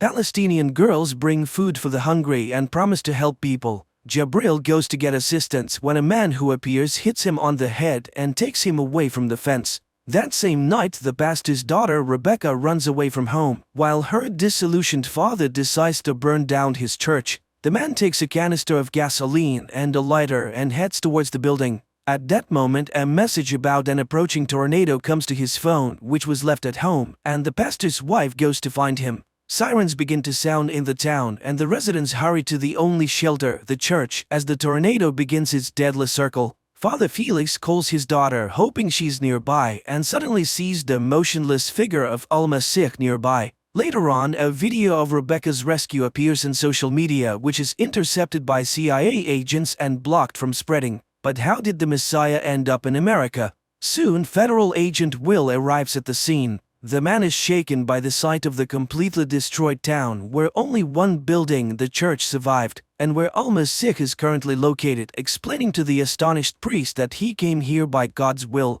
Felix is shaken because he was planning to burn down the building that ended up saving everyone's lives. At that moment, Agent Will enters and arrests the Messiah. The priest swears to get Al-Masih out of jail, while Aviram interrogates Jabril in the hopes of finding out the Messiah's whereabouts. But the boy does not know. The agent wants to understand why people follow the men unknown to anyone and promises to prove that there is no God. Meanwhile, Felix turns to a lawyer from the American Civil Liberties Union for help because everything that happened was not a mere coincidence. And Eva arrives in Texas to question Al-Masih, but his lawyer manages to obtain a ban on the meeting. The The situation worsens when one of the videos about what happened in the town circumvents their social media block and reaches the mass media. Al-Masikh's lawyer tells him that while the charge of illegal entry into the United States is likely to be upheld in court, she can get him out of the federal immigration detention center where he's being held. When the lawyer leaves the detention center, Agent Will informs Eva of this and she rushes to see him. However, during their conversation, Al-Masikh turns the situation around in his favor again by showing that he knows her name and sympathizes with her losses, as her mother and husband have passed away.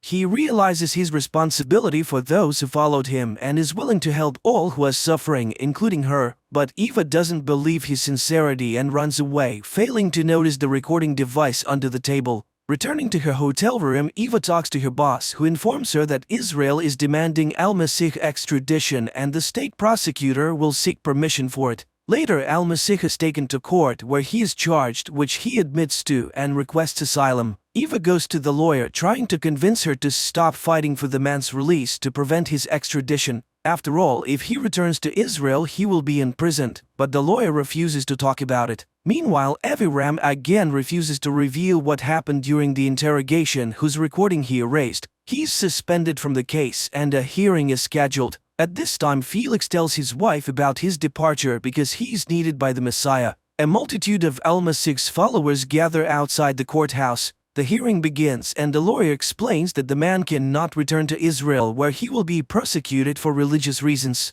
But the prosecutor claims that the man is lying about being a Muslim because he does not pray 5 times a day as required. The Messiah responds that he belongs to all denominations because everyone walks under the same sun. This causes a storm of emotions around the world, even in high-level offices. The assistant to the President of the United States tries to pressure the judge to deport the unwanted man, and the judge promises to consider it. Meanwhile, Samir finds his friend Jibril abandoned by Aviram in the desert, and he considers it a true miracle that he survived. The next day, the court makes the shocking decision to grant asylum to Mr. Masih, allowing him to leave the courthouse as a free man, with the car of the Venerable Iguero waiting for him outside. People all over the world are talking about the Messiah and beginning to believe in the miracles he performs. In Delhi, those seeking healing begin to gather.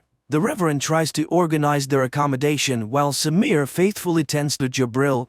The Messiah brought by the pastor settles in isolation from people in a small tent where only Felix has access. One day, the preacher dares to ask Al-Masikh about his future plans, and he says he does not know what will happen next. After all, Felix brought him here, and this instills despair in the preacher's soul. He thought that the Messiah was acting according to a preconceived plan. That same evening, Agent Will comes to Eva and shows her a recording of a conversation with Al-Masikh. Then he shows her a book by one of the radicals, Wallace, about cultural terrorism, in which the words of the Messiah are repeated verbatim. It turns out that Al-Masikh is acting according to this scenario, the goal of which is the destruction of the existing order. Meanwhile, things are going badly for the refugees who remain at the Israeli border without water and food, and soon Samir begins to wonder where Jibril's strong faith comes from.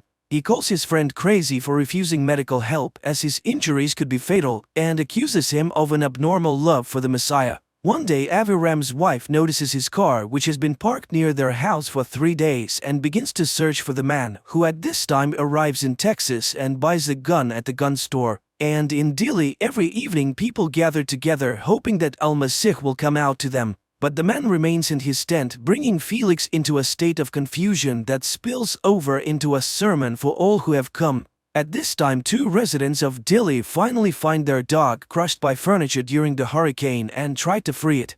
Al-Masikh comes out of his tent just as armed Aviram approaches it. The Messiah calmly looks into the eyes of his killer, and Aviram lowers his gun and looks at the departing man's back. The people notice the Messiah, who is walking towards the house where the man decides to shoot the poor dog as it is suffering greatly. The boy asks Al-Masikh to save his dog, but he takes a gun and shoots the dog, causing the boy's anger and pain, and then he leaves the town. At this time, Eva catches up with Aviram and he confesses that he wanted to kill the Messiah, who at that time calls pastor's daughter Rebecca to come with him. Meanwhile, the refugees decide that the Messiah has abandoned them and they decide to return to the city, but Jibril stays behind. In the morning, the young man dreams of his deceased mother, who turns into the Messiah and reaches out to him. At the same time, the Texas police asked the pilgrims not to come to Dili as the city is completely destroyed. Dissatisfied, the people are ready to expel al-Masih and Father Felix. They write protest messages about the false prophet on the church walls. Meanwhile, Eva learns the true name of the Messiah, Payamgal Shari, and he has a brother who works at the university. The Messiah tells Father Felix that it is time to get on the road, persuading Felix that this is his destiny. The pastor decides to take his family with him, which upsets his wife but pleases his daughter. Father Felix leads a column of cars that follow the Messiah wherever he leads them. The number of cars is constantly growing, and soon it begins to count in the hundreds. Eva also returns to Texas to follow al-Masih, and one night sees him come out to make a call from a payphone on the street. At her request, Agent Will requests a copy of the telephone conversation. The next day, the column continues on its way. Stopping for a break, the pastor hears news of the crisis on the border, where the refugees from Palestine are still waiting for their fate. Rebecca takes a picture of the Messiah standing by a road sign in Washington and posts it on social media. In the morning, the column sets off, and Felix learns from the posts that their path leads to the U.S. Capitol. At the same time, Eva checks everything she can find about the Messiah and comes across information that he studied at the same university where the notorious terrorist Wallace taught, whose book al-Masih quoted during the interrogation. Professor Wallace hacked the stock exchange and then fled to Russia during the investigation into his actions. This means that the case of the alleged attack is completely within Eva's jurisdiction. The huge column arrives in Washington, and al-Masih goes to the Lincoln Memorial, while Jabril has a vision of his late mother and al-Masih. The Messiah speaks about the unity of people in the world around them, and Jabril suddenly stands up as if hearing his speech. Al-Masih asks to look at himself and his neighbors. Jabril strips naked. The Messiah stands before the nation and looks at them so that they finally look at him. It's too late to kneel, time is up. Jabril walks towards the border. Al-Masih heads for the water. Jabril walks non-stop until a soldier's gun barrel is pressed against his chest, and al-Masih walks on the water. The Israelis retreat, and Jabril leads the refugees. Hundreds of amazed spectators follow the Messiah's journey and record this on their telephone cameras. The world is buzzing after witnessing the miracles of al-Masih, and even the Congregation of the Causes of Saints is considering the case. Everywhere there are clashes between the followers and the opponents of the newly emerged Messiah. People are sending money to Father Felix, who intends to build the Church of al-Masih with it. Meanwhile, Jabril arrives in Western Jordan, where he is welcomed as a liberator. The refugees are brought to a secluded house where they will be given food and shelter. But Jabril is separated from the others as he openly declares his allegiance to al-Masih. Meanwhile, Eva reports her findings to his superiors. The Messiah has a fairly long trail of connections to banned organizations and, most importantly, to Wallace, who is now hiding in Moscow. Senior officials in the U.S. government are concerned about the popularity of al-Masih, so the head of the White House staff demands that the CIA do everything possible to discredit him. But Eva reminds them, this is not just terrorism, this is a new level of destabilizing society.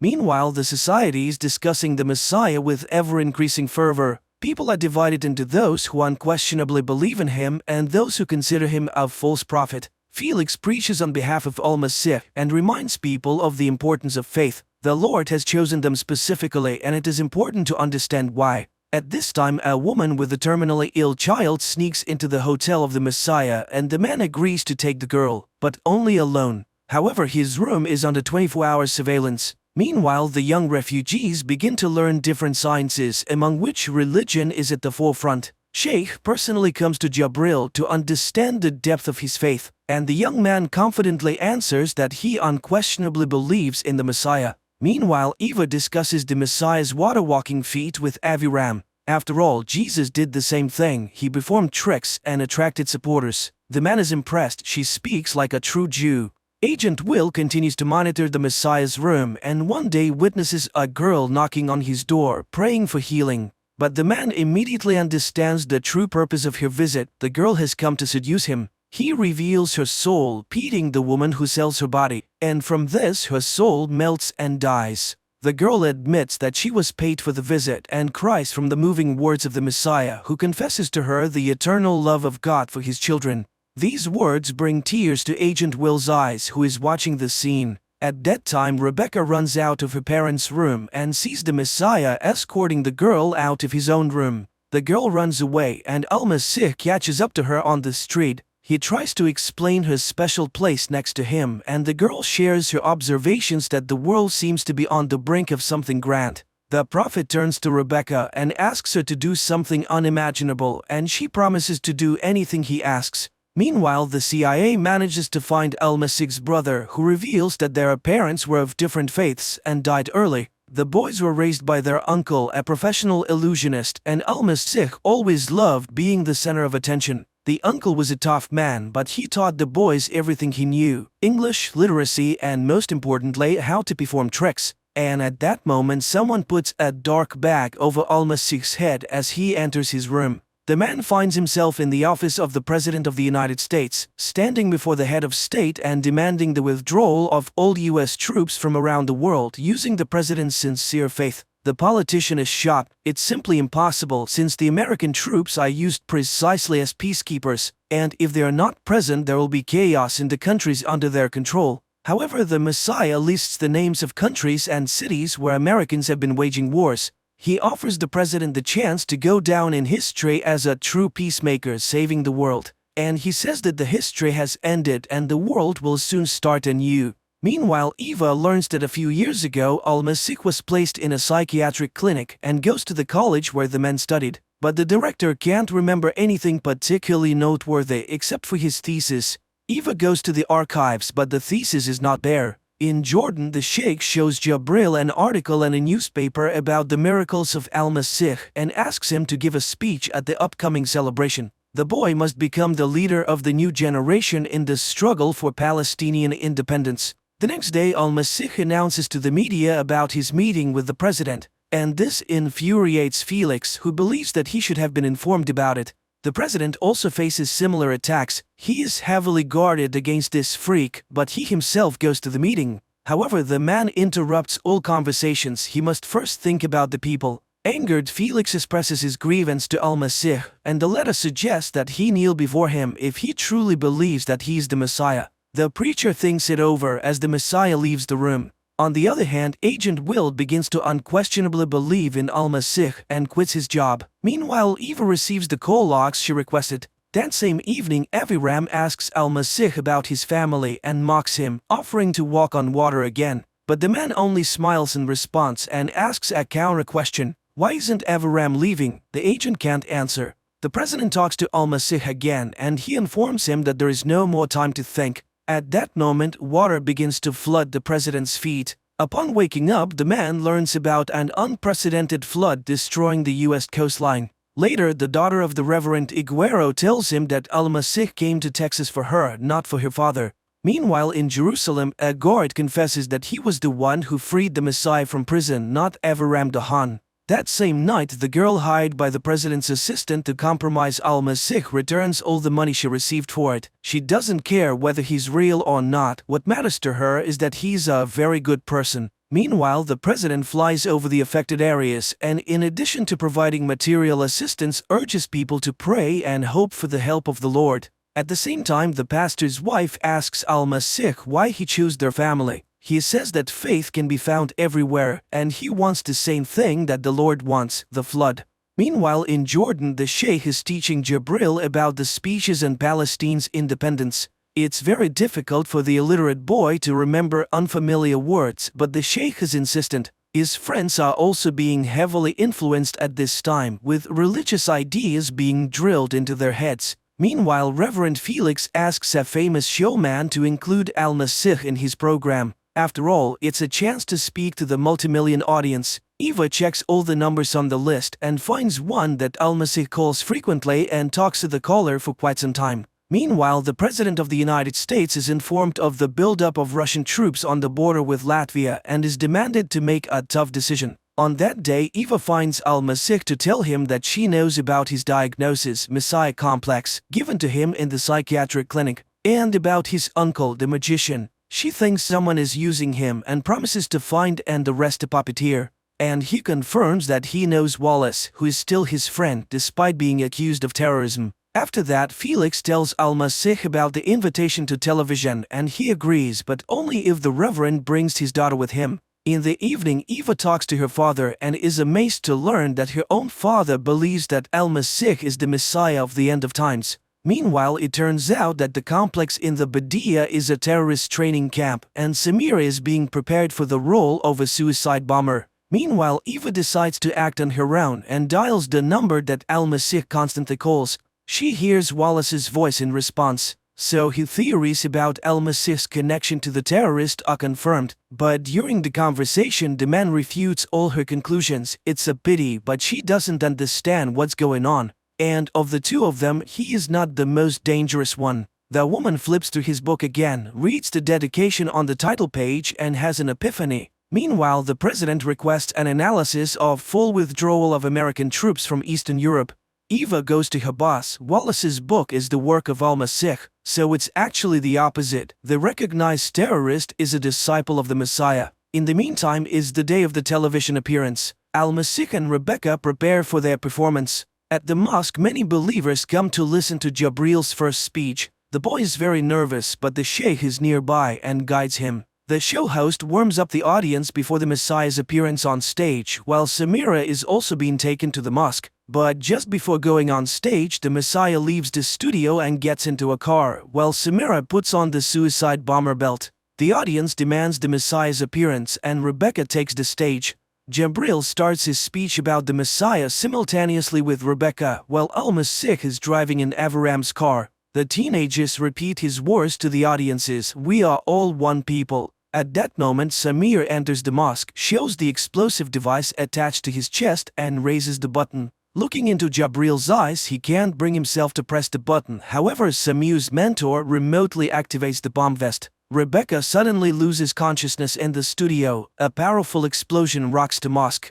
The action moves back several years when Avram and his partner kidnapped, interrogated and killed an underage son of one of those who had organized an explosion in which Avram's mother died. But it turned out that the boy was not the man's son at all and it is still haunting the agent. In the present, he himself is driving the Messiah to the airport to deliver him to Israel. After the mosque bombing, the victims are given help. Unconscious Jabril is carried out on a stretcher. The same thing happens to Rebecca. Meanwhile, Eva Gela learns that Al-Masih has been kidnapped. The CIA tracks the plane on which he's being taken, unaware that it was all done on the orders of the president's assistant. Rebecca wakes up and tells her father that the Messiah is gone, and he will not return. Jabril wakes up in the back of a truck and sees a dead man next to him. He squeezes his hand and the fingers twitch under his palm. Eva finds out that the plane with the Messiah has taken off from a government airfield, and her boss tries to pressure higher-ups to find out the plane's destination, threatening to tell the president about everything that has happened and thus driving the country's leader's assistant into a corner. At the same time, in the sky, Al-Masih talks to Avram, persuading him to free his conscience because God still loves him, and that people always choose between good and evil, and the last thing he will see before he dies is the face of that boy. Meanwhile, the president's assistant decides to reveal Al-Masih's true name to the press and the folder with his dossier, highlighting his mental illness and the fact that he was raised by an illusionist. In the sky, the plane begins to experience severe turbulence. There is an explosion in the tail and Aviram sees the face of the deceased boy in front of him, whose face is being covered by the Messiah's hands. In the command center, Eva is informed that the plane's signals have disappeared from the radar. She realizes that a tragedy has occurred. On TV, news reports reveal the Messiah's real name and biography, causing confusion among Al-Masih's followers. After hearing everything, Felix leaves the hospital.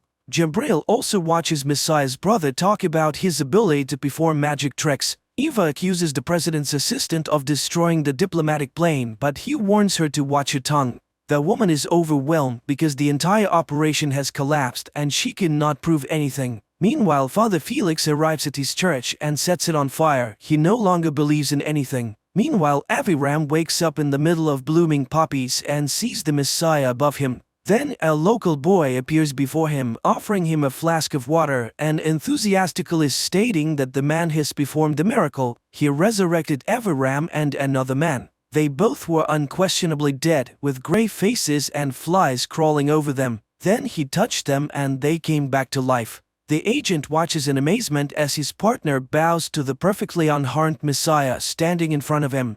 The film is a story about the coming of the Messiah, the prophet, in the modern world. It is an interesting and easy-to-understand film with deep thoughts expressed by al-Masih in conversations with completely different people, ranging from an illiterate boy to the President of the United States. On the one hand, it is a weird combination, but on the other hand, it is quite understandable as the Messiah claims that we all walk under one sun.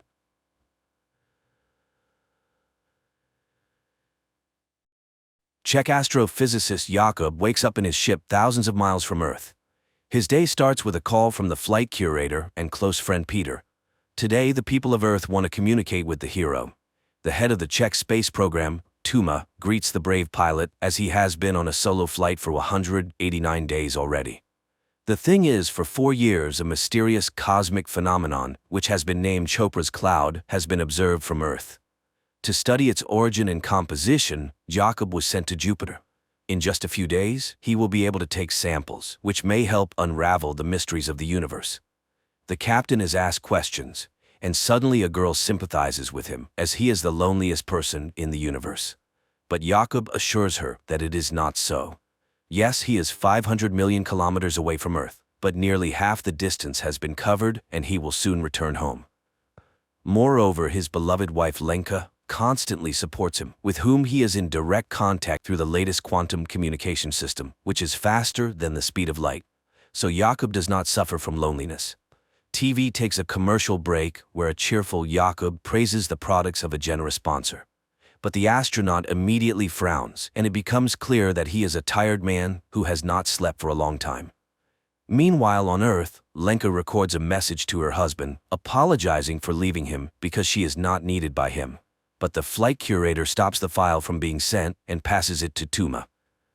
On the ship, Jakub repairs the toilet again, grumbling at Peter, but the latter is more concerned about the malfunctioning cameras. He also notices the astronaut's tired look and advises him to get some sleep. Jakub asks to contact Lenka because she somehow does not respond to his calls, and he promises to find out the reason. The man begins training when Tuma reviews his wife's message. The woman sincerely worries for the family and does not intend to pass this message to Jakub. Lenka is packing her things at this time and does not respond to her husband's messages. Distressed, Jakub drowns his sorrows in sweets and tries to sleep, watching the approaching Chopra's cloud.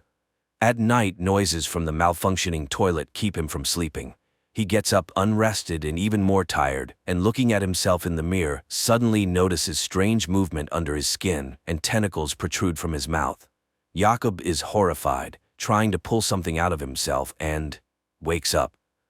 He starts the day on the treadmill, then prepares to equip the apparatus for sample collection. Half of the ship's cameras are out of order and no one understands why. The thought of Lenka, who still does not make contact, disturbs him. And one day Jakub suddenly hears an unfamiliar voice offering help, but Peter hears nothing of the sort. True, there is a chance that Jakub intercepted the transmission of the Korean mission, which started after the Czech one, but the language was not Korean at all. Later, the friend informs that Lenka went to her mother's, so she will contact her husband when she returns. Jakub calms down a bit and continues his work. He inspects the compartments and suddenly sees a huge hairy spider in one of them. He closes the doors to the compartment and contacts Peter. But precisely in this part of the station, the camera has long been broken and he can see nothing. Jakub opens the doors, but the spider has not gone anywhere. Moreover, it starts a conversation, stating that it did not intend to scare the human. Then the astronaut locks himself in the airlock and informs Peter that he wants to decontaminate the ship. He gets into a spacesuit, says the password that triggers the system, and the surrounding space is filled with disinfecting foam, the color of which reminds him of a summer morning in the field where he and Lenka walked. But then the cleaning is over and Jakub emerges from the airlock. However, the spider hasn't gone anywhere. It informs him that the strange bath arranged for it by the human did not harm it and suggests removing the spacesuit. It is not dangerous. Jakub reaches out to it, but the spider dodges. Such is not the custom in its tribe, so it's better for the human not to do this.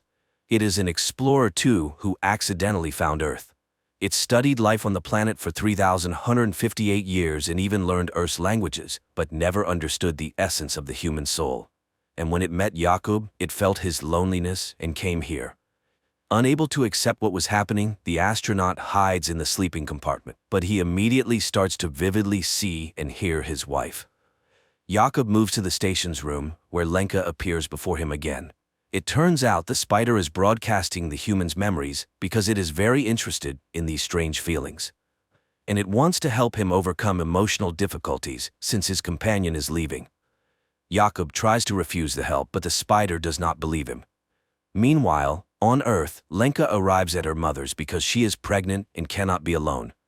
Nearby is a boarding house where pregnant women live together, and she decides to stay there for a while. The mother does not understand her, as one cannot leave her husband right now. At the station, the spider asks the astronaut to give it some of his food, and he treats it to nut paste, the taste of which reminds it of its lost home. Its planet was destroyed by an enemy attack, and it fled and wandered through space for a long time. At this time on Earth, Tuma goes to Lenka. The woman is convinced that the wife cannot leave her husband right now. After all, she knew he was a very peculiar person.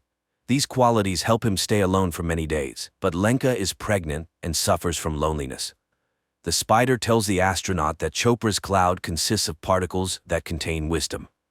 It cannot say how old it is, but everything has a beginning and an end, even the universe. The spider shows Jakub his first date with Lenka when she suggested they always follow each other, and he agreed. And he does not understand why make promises that you cannot keep, but Jakub has no answer. Later, he asks the spider to save some nut paste, and it reluctantly gives back the can. At this time on Earth, Lenka confesses to her mother that, although it is hard to raise a child alone, she is ready for it. And she will tell her daughter that she loved her father very much at first, but was mistaken. And at the station, Jakub suddenly wonders about the spider's name and suggests naming the creature Hanus. His father told him about a master who lived in ancient times, who created astronomical clocks, for which the king ordered him to be blinded. The spider agrees to accept this name. Later, the astronaut plays music from the opera Mermaid and explains what it is. The spider immediately demonstrates his date with his wife when she appeared before him in a naiad costume, but the man does not want to remember this. At night, Jakub again has nightmares, this time related to his father, who was a communist and died because of his beliefs. But the spider comforts its friend. There is no need to worry about the past, as the universe is as it should be.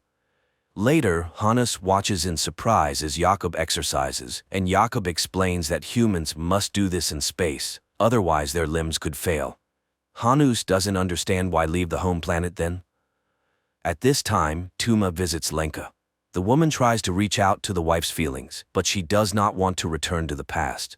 Then the head says she will not pass her message, and the whole point of the silence surrounding their talks is that inside they are together. Meanwhile, there are only 45 hours left to reach the cloud.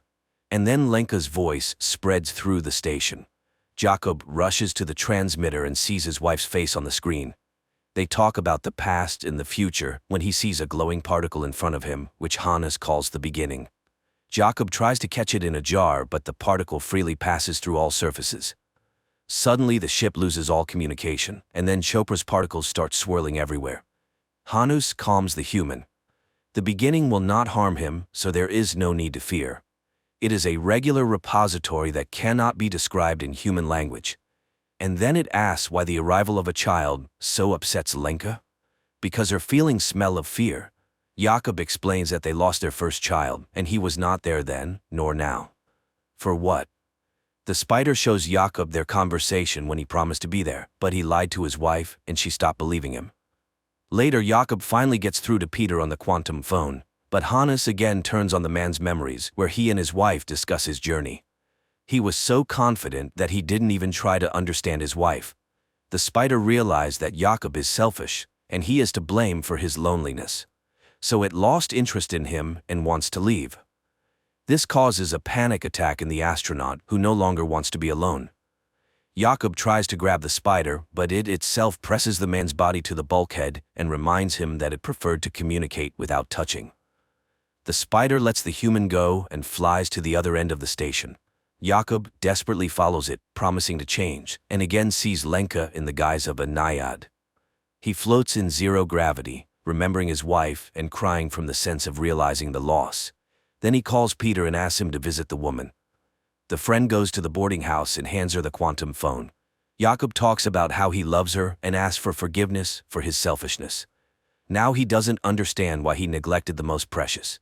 He wasted his life on nonsense and is not worthy of her. Immediately after the conversation, he hears Hanus's voice again, asking him to rest because he has atoned for his guilt.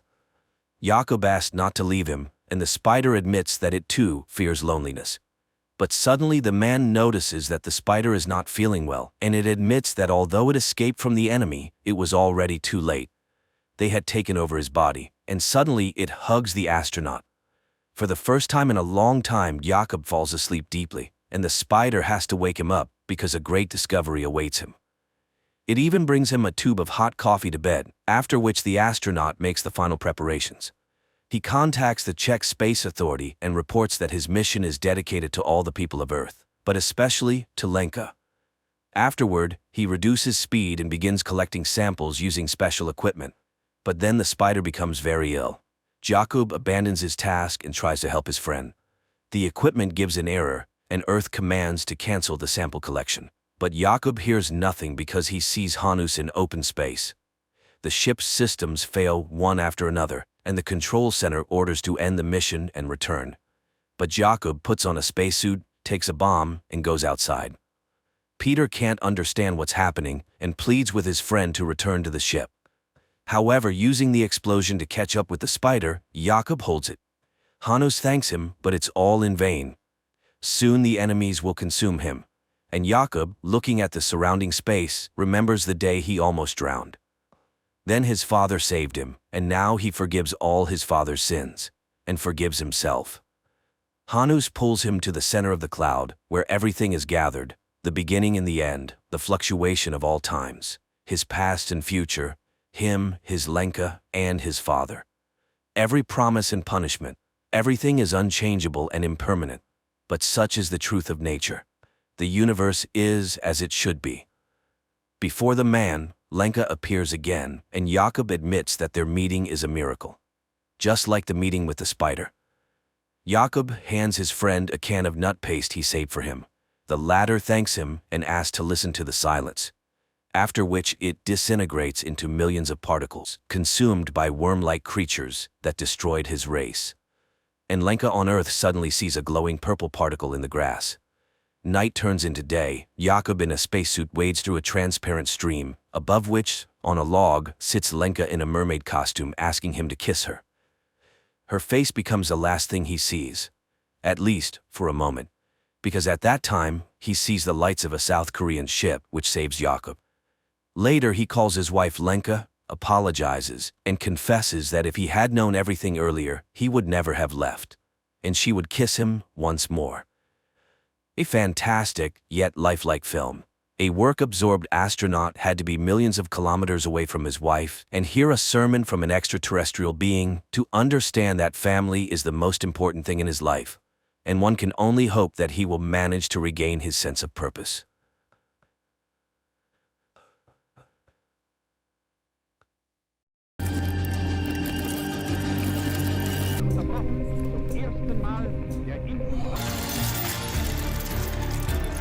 The movie begins in Leningrad in 1940. A young woman named Anya works as a seamstress in a factory where a young machinist, Vasily, who is very serious, notices her and even asks her to introduce him to her only relative, her brother Peter. However, Anya asks for a little more time, and the young man agrees to wait until the next day. But as the girl leaves for her lunch break, he quietly follows her, admiring her. Anya walks down the street, looking at a dirigible hovering above, from which German journalists are filming the city below. At this moment, a tram driven by Peter pulls up to an intersection. Suddenly, Anya realizes that a fast-moving truck is about to crash into the tram, and her brother will likely perish. Frozen in fear, she suddenly emits light waves that lift the truck into the air and throw it away from the intersection. The tram's windows shatter, injuring people, but a major accident is averted. This entire incident is captured on film by the journalists in the dirigible. As the shocked people try to recover, Peter jumps out of the tram, grabs Anya, and quickly takes her away. The girl regains consciousness in their shared room. Peter packs their belongings, urging his sister to flee Leningrad, although she is reluctant since they have already had to move several times due to her supernatural abilities manifesting at the most inappropriate times and attracting the attention of the authorities. Peter asks her to control her powers, but Anya is unable to master them as they are beyond her control. At that moment, representatives of the People's Commissariat for Internal Affairs burst into the room and arrest the siblings. An investigator named Ivan arrives at the scene. He interviews the victims, and one of the women recalls the strange girl standing at the crossroad. Back at the office, Ivan begins interrogating Anya, but she cannot provide any concrete information. She insists it was just an unfortunate accident, and then Ivan shows her photos from their previous residences where strange incidents and destruction occurred, prompting the siblings to move hastily. The investigator is willing to believe she is not a criminal, especially since he has also witnessed something very strange in his life. However, Ivan is unable to elaborate as his superior, Petrov, who turns out to be his father-in-law, takes Anya and leads her to the secret facilities managed by Professor Ilyinsky. The scientist welcomes the girl, explaining that she is special and now they will study her abilities. However, Anya refuses to cooperate until she sees her brother, and Ilyinsky promises to arrange a meeting for them. Meanwhile, Ivan cannot calm down, although Petrov, who is also his father-in-law, demands he forget the incident and focus on other matters. He had already barely managed to suppress his absurd report about an incident in Madrid. Returning home, Ivan tries to tell everything to his wife Vera, but she asks him to take a vacation and forget everything that happened. The action shifts to 1936. A group of Soviet soldiers, including Ivan, engages in battle with Spanish fascists in Madrid. Suddenly, a man in a strict coat and hat, wearing a strange mask, appears before them. Looking at the soldiers, he utters something incomprehensible, after which Ivan's comrades start shooting themselves one by one. Only Ivan finds the strength to shoot at the man in the mask. The man quickly disappears, leaving Ivan amidst his fallen comrades. The year is 1940. A man in a mask named Neumann and his assistant Katerina arrive in Munich, where the woman meets a Jewish boy named Baruch on the street, who plays chess brilliantly. She offers him a ride with them, noting he can always leave if he does not like their school. An orphan agrees and gets into the car, where Neumann utters several hissing words, causing Baruch to fall asleep instantly. Neumann agrees that the boy is brilliant, but by no means possesses superpowers. However, Katerina is determined to help the boy. Meanwhile in Moscow, Professor Ilyinsky leads Anya to the laboratory where she will be studied, and fulfilling his promise, brings her to a cell to see her brother. Peter again asks her not to show her abilities, and she promises to write to him. Baruch is brought to an ancient castle owned by Neumann. The boy is laid in a hammock in a hall inhabited by many other teenagers, but when the adults leave, he wakes up and is frightened by the dark silhouettes surrounding him. Back in Moscow, Professor Ilyinsky leads Anya to a separate room, more like a cell, and locks her in there. He then reports to Petrov that he has never seen anything like it. The girl is a scientific discovery, a unique case, to which the chief objects. She is a new weapon. Later, Anya is subjected to various tests, but she shows nothing special. Ivan cannot forget the incident, studying everything related to the strange explosion. The video footage of the accident also reaches Neumann, and he decides to fly to the USSR. There, the man is taken to meet with Professor Ilyinsky. Neumann introduces himself as a worker from the Ahnenerbe organization and immediately determines that the professor is terminally ill. He offers to ease his pain if the professor allows him to speak with Anya. Ilyinsky does not believe in his abilities, but Neumann utters something, and glowing waves emanate from him, enveloping the professor, causing him to lose consciousness. Taking advantage of this, Neumann searches his desk and takes some papers. Soon, Ilyinsky regains consciousness, but strangely feels no pain. He agrees to arrange a meeting with Anya and leads the German to the laboratory. Neumann approaches the girl and secretly shows her an execution order for her brother. Then waves of unprecedented force begin to emanate from the girl, literally blowing up the entire laboratory. Neumann grabs her and escapes. Ivan sees from the window a man in a hat whom he immediately recognizes and runs to the laboratory where explosions are heard. But Neumann and the girl are nowhere to be found. The narrative shifts to 1924. In a remote Karelian village, a woman lives with two children, Peter and Anya. One day they go with the village boys into the forest. Suddenly a pack of wolves leaps out at the children. The children freeze in fear, but waves emanate from Anya, scattering the beasts. When the men arrive at the clearing, they find the girl dead. 1940. Petrov enters the devastated laboratory, where people connected by tubes into a single organism and marked with the letter M lie in chairs. At first glance, this structure was not damaged by the explosion, as the injured Ilyinsky lying nearby confirms. The professor reports that Anya caused all this and refuses to continue the experiments. Then, Petrov shoots him. Afterward, he goes to Ilyinsky's colleague, who everyone simply calls Professor Lyubov. Petrov asks her to activate the M squad. Learning about the professor's death, the woman refuses to help Petrov, but he reminds her of her family, and Lyubov reluctantly agrees. On the train, a customs officer searches Newman's compartment and finds an iron sarcophagus with Anya inside. Unsure of what to do, he goes for help. Meanwhile, Anya envisions her own funeral following the incident with the wolves.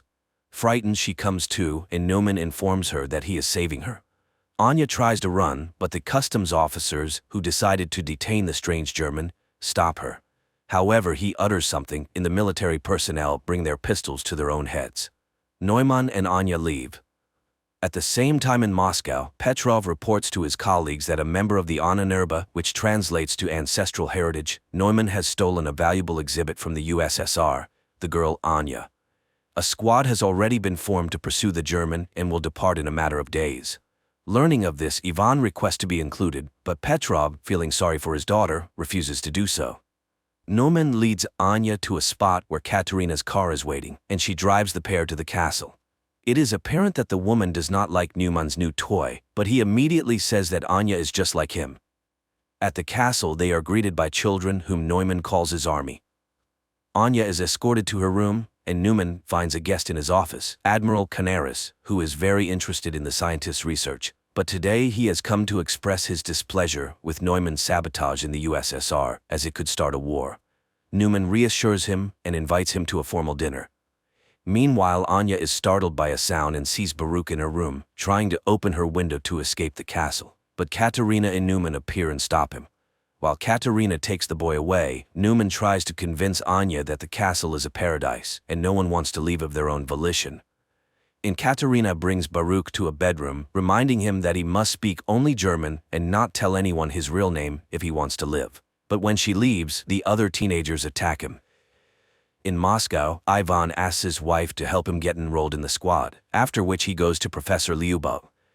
He is interested in whether hypnosis can make a person do what another wants. The professor asks him not to travel to Germany, but he is determined to find the man in the mask. In the castle, Anya finds Baruch hanging. The boy tries to explain that the others hate him and beat him, therefore he wants to run away. But Anya admits that it was the same for her until she became strong, and he can too. Later they find Neumann in the park, who promises Anya he will teach her to control her power. He explains that he inherited the castle from the person who adopted him, and now it serves as a refuge. He has set up Anya's room according to her taste and hopes she will like it here. Grateful, Anya sits down at the sewing machine, unexpectedly remembering how the villagers burned their house, calling her a witch. Then her brother saved her, though their mother died in the fire. Back in Moscow, Petrov enrolls Ivan in the squad and asks the commander to ensure that he does not return. Leningrad, 1937. Returning from Madrid, Ivan writes in his report everything he witnessed, but Petrov does not believe him, noting that if the soldiers shot themselves, they could be declared deserters. Tired of trying to convince the young man, Petrov takes him to Professor Lyubov. 1940. A special forces unit travels to Germany in a grain car. Ivan warns his comrades about Neumann's peculiarities, but it seems they don't quite believe him. At the castle, the children undergo daily training, while Anya enjoys the long-forgotten peace. In the morning, Katerina brings her a box with a new dress sent by Neumann for her to wear at his birthday party. The girl goes out to the hall where the children are preparing decorations for the evening, and then they head to training. Baruch is afraid of heights and falls from a rope ladder, but no one pities him. After that, it's time for shooting practice, but the boy throws his pistol down and runs to the local cemetery where Neumann finds him. Baruch asks to be let go, but the scientist promises to teach him not to be afraid. Meanwhile, Squad M climbs out of the wagon, and Ivan remembers his training in 1936 before being sent to Madrid.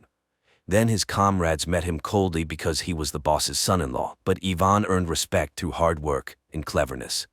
And now he is on a special mission. Suddenly, they are hailed by an old man who turns out to be their liaison and must take them to the castle. At the same time, Petrov is informed that the squad has successfully crossed the border. Guests start arriving at the castle. Neumann welcomes Canaris and escorts him to the hall where music plays, and ladies and gentlemen drink and talk about the beautiful evening. Neumann himself is enchanted by Anya's beauty, and she gives him a hand-embroidered handkerchief she made for him. Later, guests deliver laudatory speeches in honor of the birthday boy, and he invites Anya to dance to the envy of the present ladies. Canaris notices Katerina's displeasure, but the woman remains cold, rejecting his advances. She dislikes Canaris's interest in their wards, and he tells her that people are already coming for Anya from the USSR. Squad M reaches the forest house of their liaison, who supplies them with weapons and draws a path on a map, but then shots ring out. German soldiers have caught up with the saboteurs. A battle ensues and the Russians win. Later, the commander finishes off the wounded enemies and, unexpectedly for Ivan, shoots the liaison, indicating that they have no orders to return. At the castle, Canaris agrees to play chess with Baruch, and the boy wins. The admiral admires his genius, but upon learning that the boy is Jewish, he pulls out a pistol. Anya sees the man aiming at the child, and her powers activate. Guests watch in horror as everything in the hall begins to rise into the air. The admiral himself is lifted up, but at that moment Neumann grabs the girl by the shoulder. She faints, and Canaris falls to the floor. Everything stops immediately, but people scream and scatter. The furious admiral orders all children to be destroyed within 3 days and departs. Neumann escorts Anya to her room and admires her because today she managed to stop. The girl does not understand why it is necessary to destroy the Jews, and Neumann reminds her that no one pitied them either, as they were not like everyone else. The man returns to his office where Katerina awaits him, but he does not accept her attentions because he is seriously captivated by Anya and hopes to succeed with her. However, Katerina is saddened by this turn in their relationship and reminds him of Canaris's order, but Neumann intends to make a profitable deal. The action shifts to Neumann's childhood when children laughed at him and drove him away. His parents were forced to put a mask with a digital lock on him so he couldn't harm anyone, and the boy suffered greatly from this. One day his father complained to the landlord that his son was hindering his ability to fulfill his duties as a tenant, and the man came to see the unusual child. They explained to him that Neumann scared all the guests and caused his father to lose a finger. The year is 1940. The morning after the dinner, Anya goes out to the hall, but the servants who witnessed yesterday's incident look at her warily. Then the girl goes to the park where she is met by an armed Katerina, but seeing the guards, she returns to the house. Later, Neumann conducts a meditation for the teenagers, asking Thor to give them strength. Anya sees this and asks for permission to start training. Neumann orders Katerina to stay at the castle and wait for guests, and he takes Anya away. Meanwhile, the squad continues to move through the forest. Soon they find a rubber boat at the prearranged place. Neumann puts Anya on his personal plane and takes her to his parents' house. Landing, they walk across a bridge and suddenly Neumann asks the girl to remember her brother. Her powers activate. Water rises up, carrying fish and creating a reverse waterfall. But then the man calls her, Anya comes to her senses, and everything returns to normal. However, now she can use her powers when she needs to. Soon they enter an old house and Neumann recalls how he was taken from his father's home. Lastly, his mother writes down the password to his mask on a piece of paper, and little Neumann leaves their lives forever.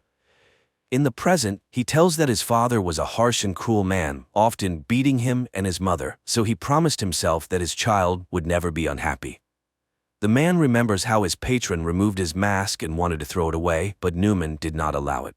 The man informed him that he would now take care of him, but he must trust him. Soon they arrived at the castle, where the patron confessed that every person has the right to be happy, and the boy lived for the first time like a normal child. But a year later, war came. His patron went away on business, and their home turned into a hospital. Neumann helped as best he could. Once he had to assist in the amputation of a leg. The soldier was in great pain, and then Neumann activated his powers and relieved the poor man of his suffering during the operation.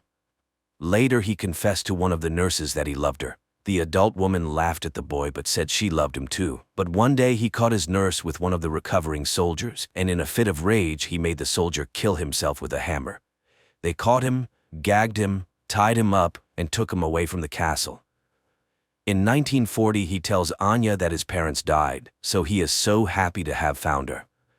The girl lights candles in the fireplace, using her new powers, which delights Newman. They drink wine and then become close. At night, Anya dreams where Baruch dies and wakes up terrified. She asks Newman to return to the castle.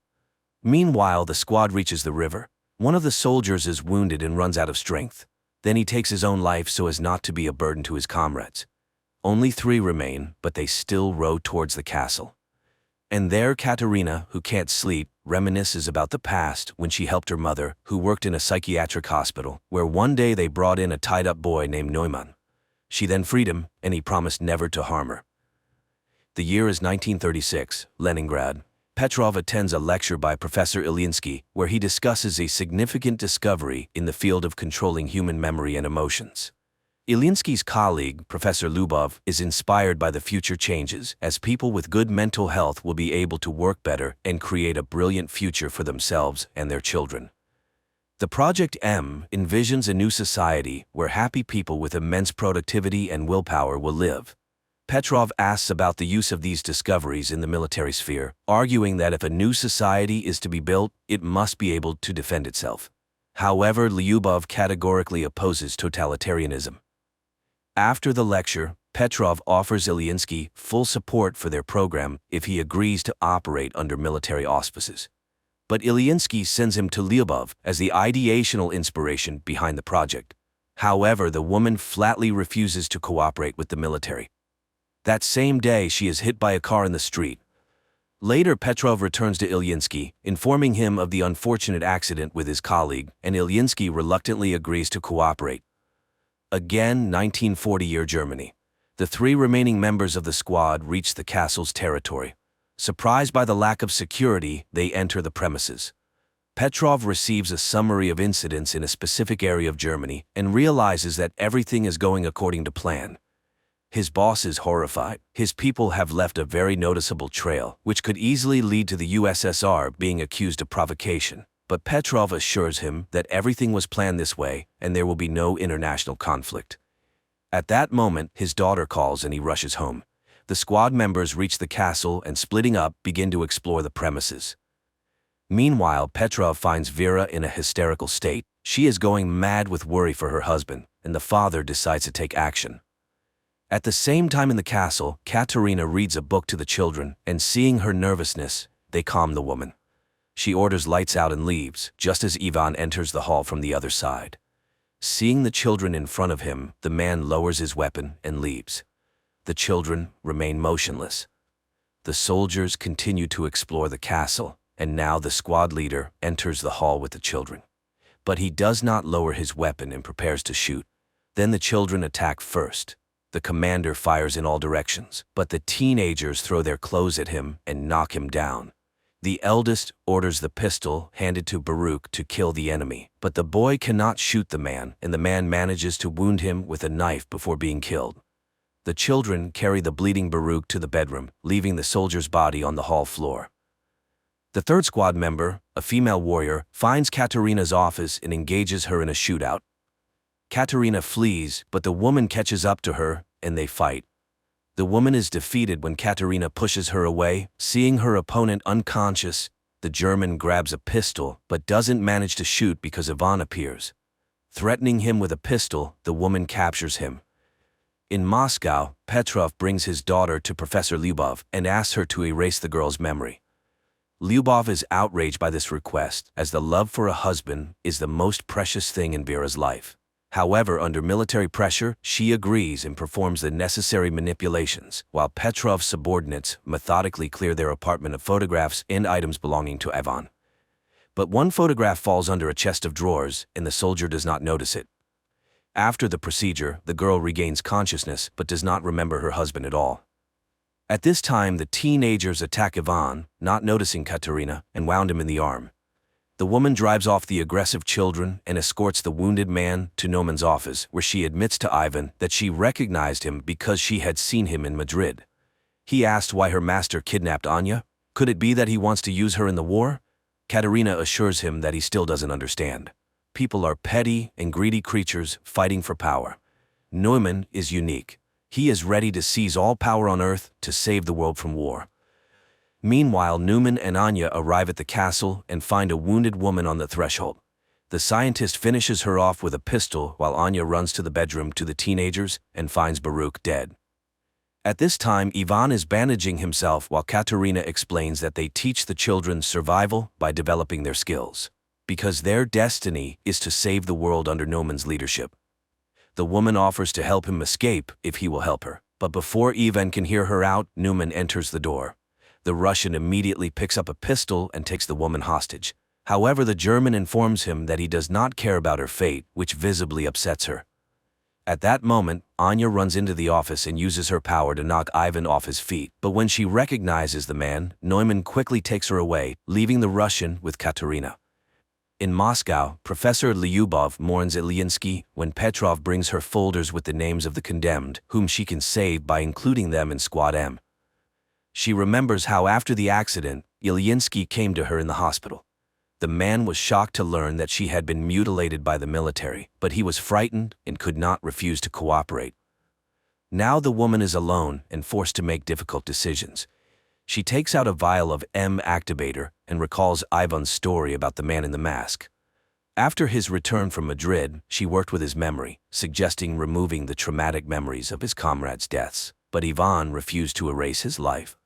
And now the young man is chained in a cell in the castle of the man in the mask. Later, Anya visits him, accusing him of killing Baruch, but the boy denies it, and he is not particularly interested in her fate. He only wants to destroy Neumann because all evil comes from him. He hypnotizes children, turning them into killers. Their conversation is interrupted by Naumann's appearance. After sending Anya away, he thanks the young man for revealing his vulnerability, as he is the only one who could stand up to him. To prove it, the scientist shows the finger shot off by Ivan in Madrid. He too is special, and Neumann really wants the Russian to join his side. Yes, he killed his friends, but it was war. He came to Annanerba to find gifted people. Anya is like him, and they are the future. He asks Ivan to admit why he is immune to his hypnosis. Then Ivan reveals that there is a whole squad like him, Squad M. There are many of them, and they will all be here soon. So Neumann cannot hide. After talking with Ivan, Neumann finds Anya in the castle's backyard. The girl asks him to hand over all affairs to Katerina and to leave this place forever. But Neumann does not want to run because they are extraordinary people, and when they are together they are unbeatable. He asks for her help in defending their new home. Later, he thanks Katerina for managing the situation and confesses that he is glad she was not hurt during the Russian raid. Meanwhile, Anya remembers how in Moscow she wrote letters to her brother while locked up in the laboratory. She used to give them to the professor, but she could not have imagined that he read her letters to Peter, who was undergoing mental processing as a participant in Squad M. At this time, she burns them in the backyard of the castle, hoping that life will give her a chance to start over. Later, the castle's inhabitants conduct a funeral rite for Baruch.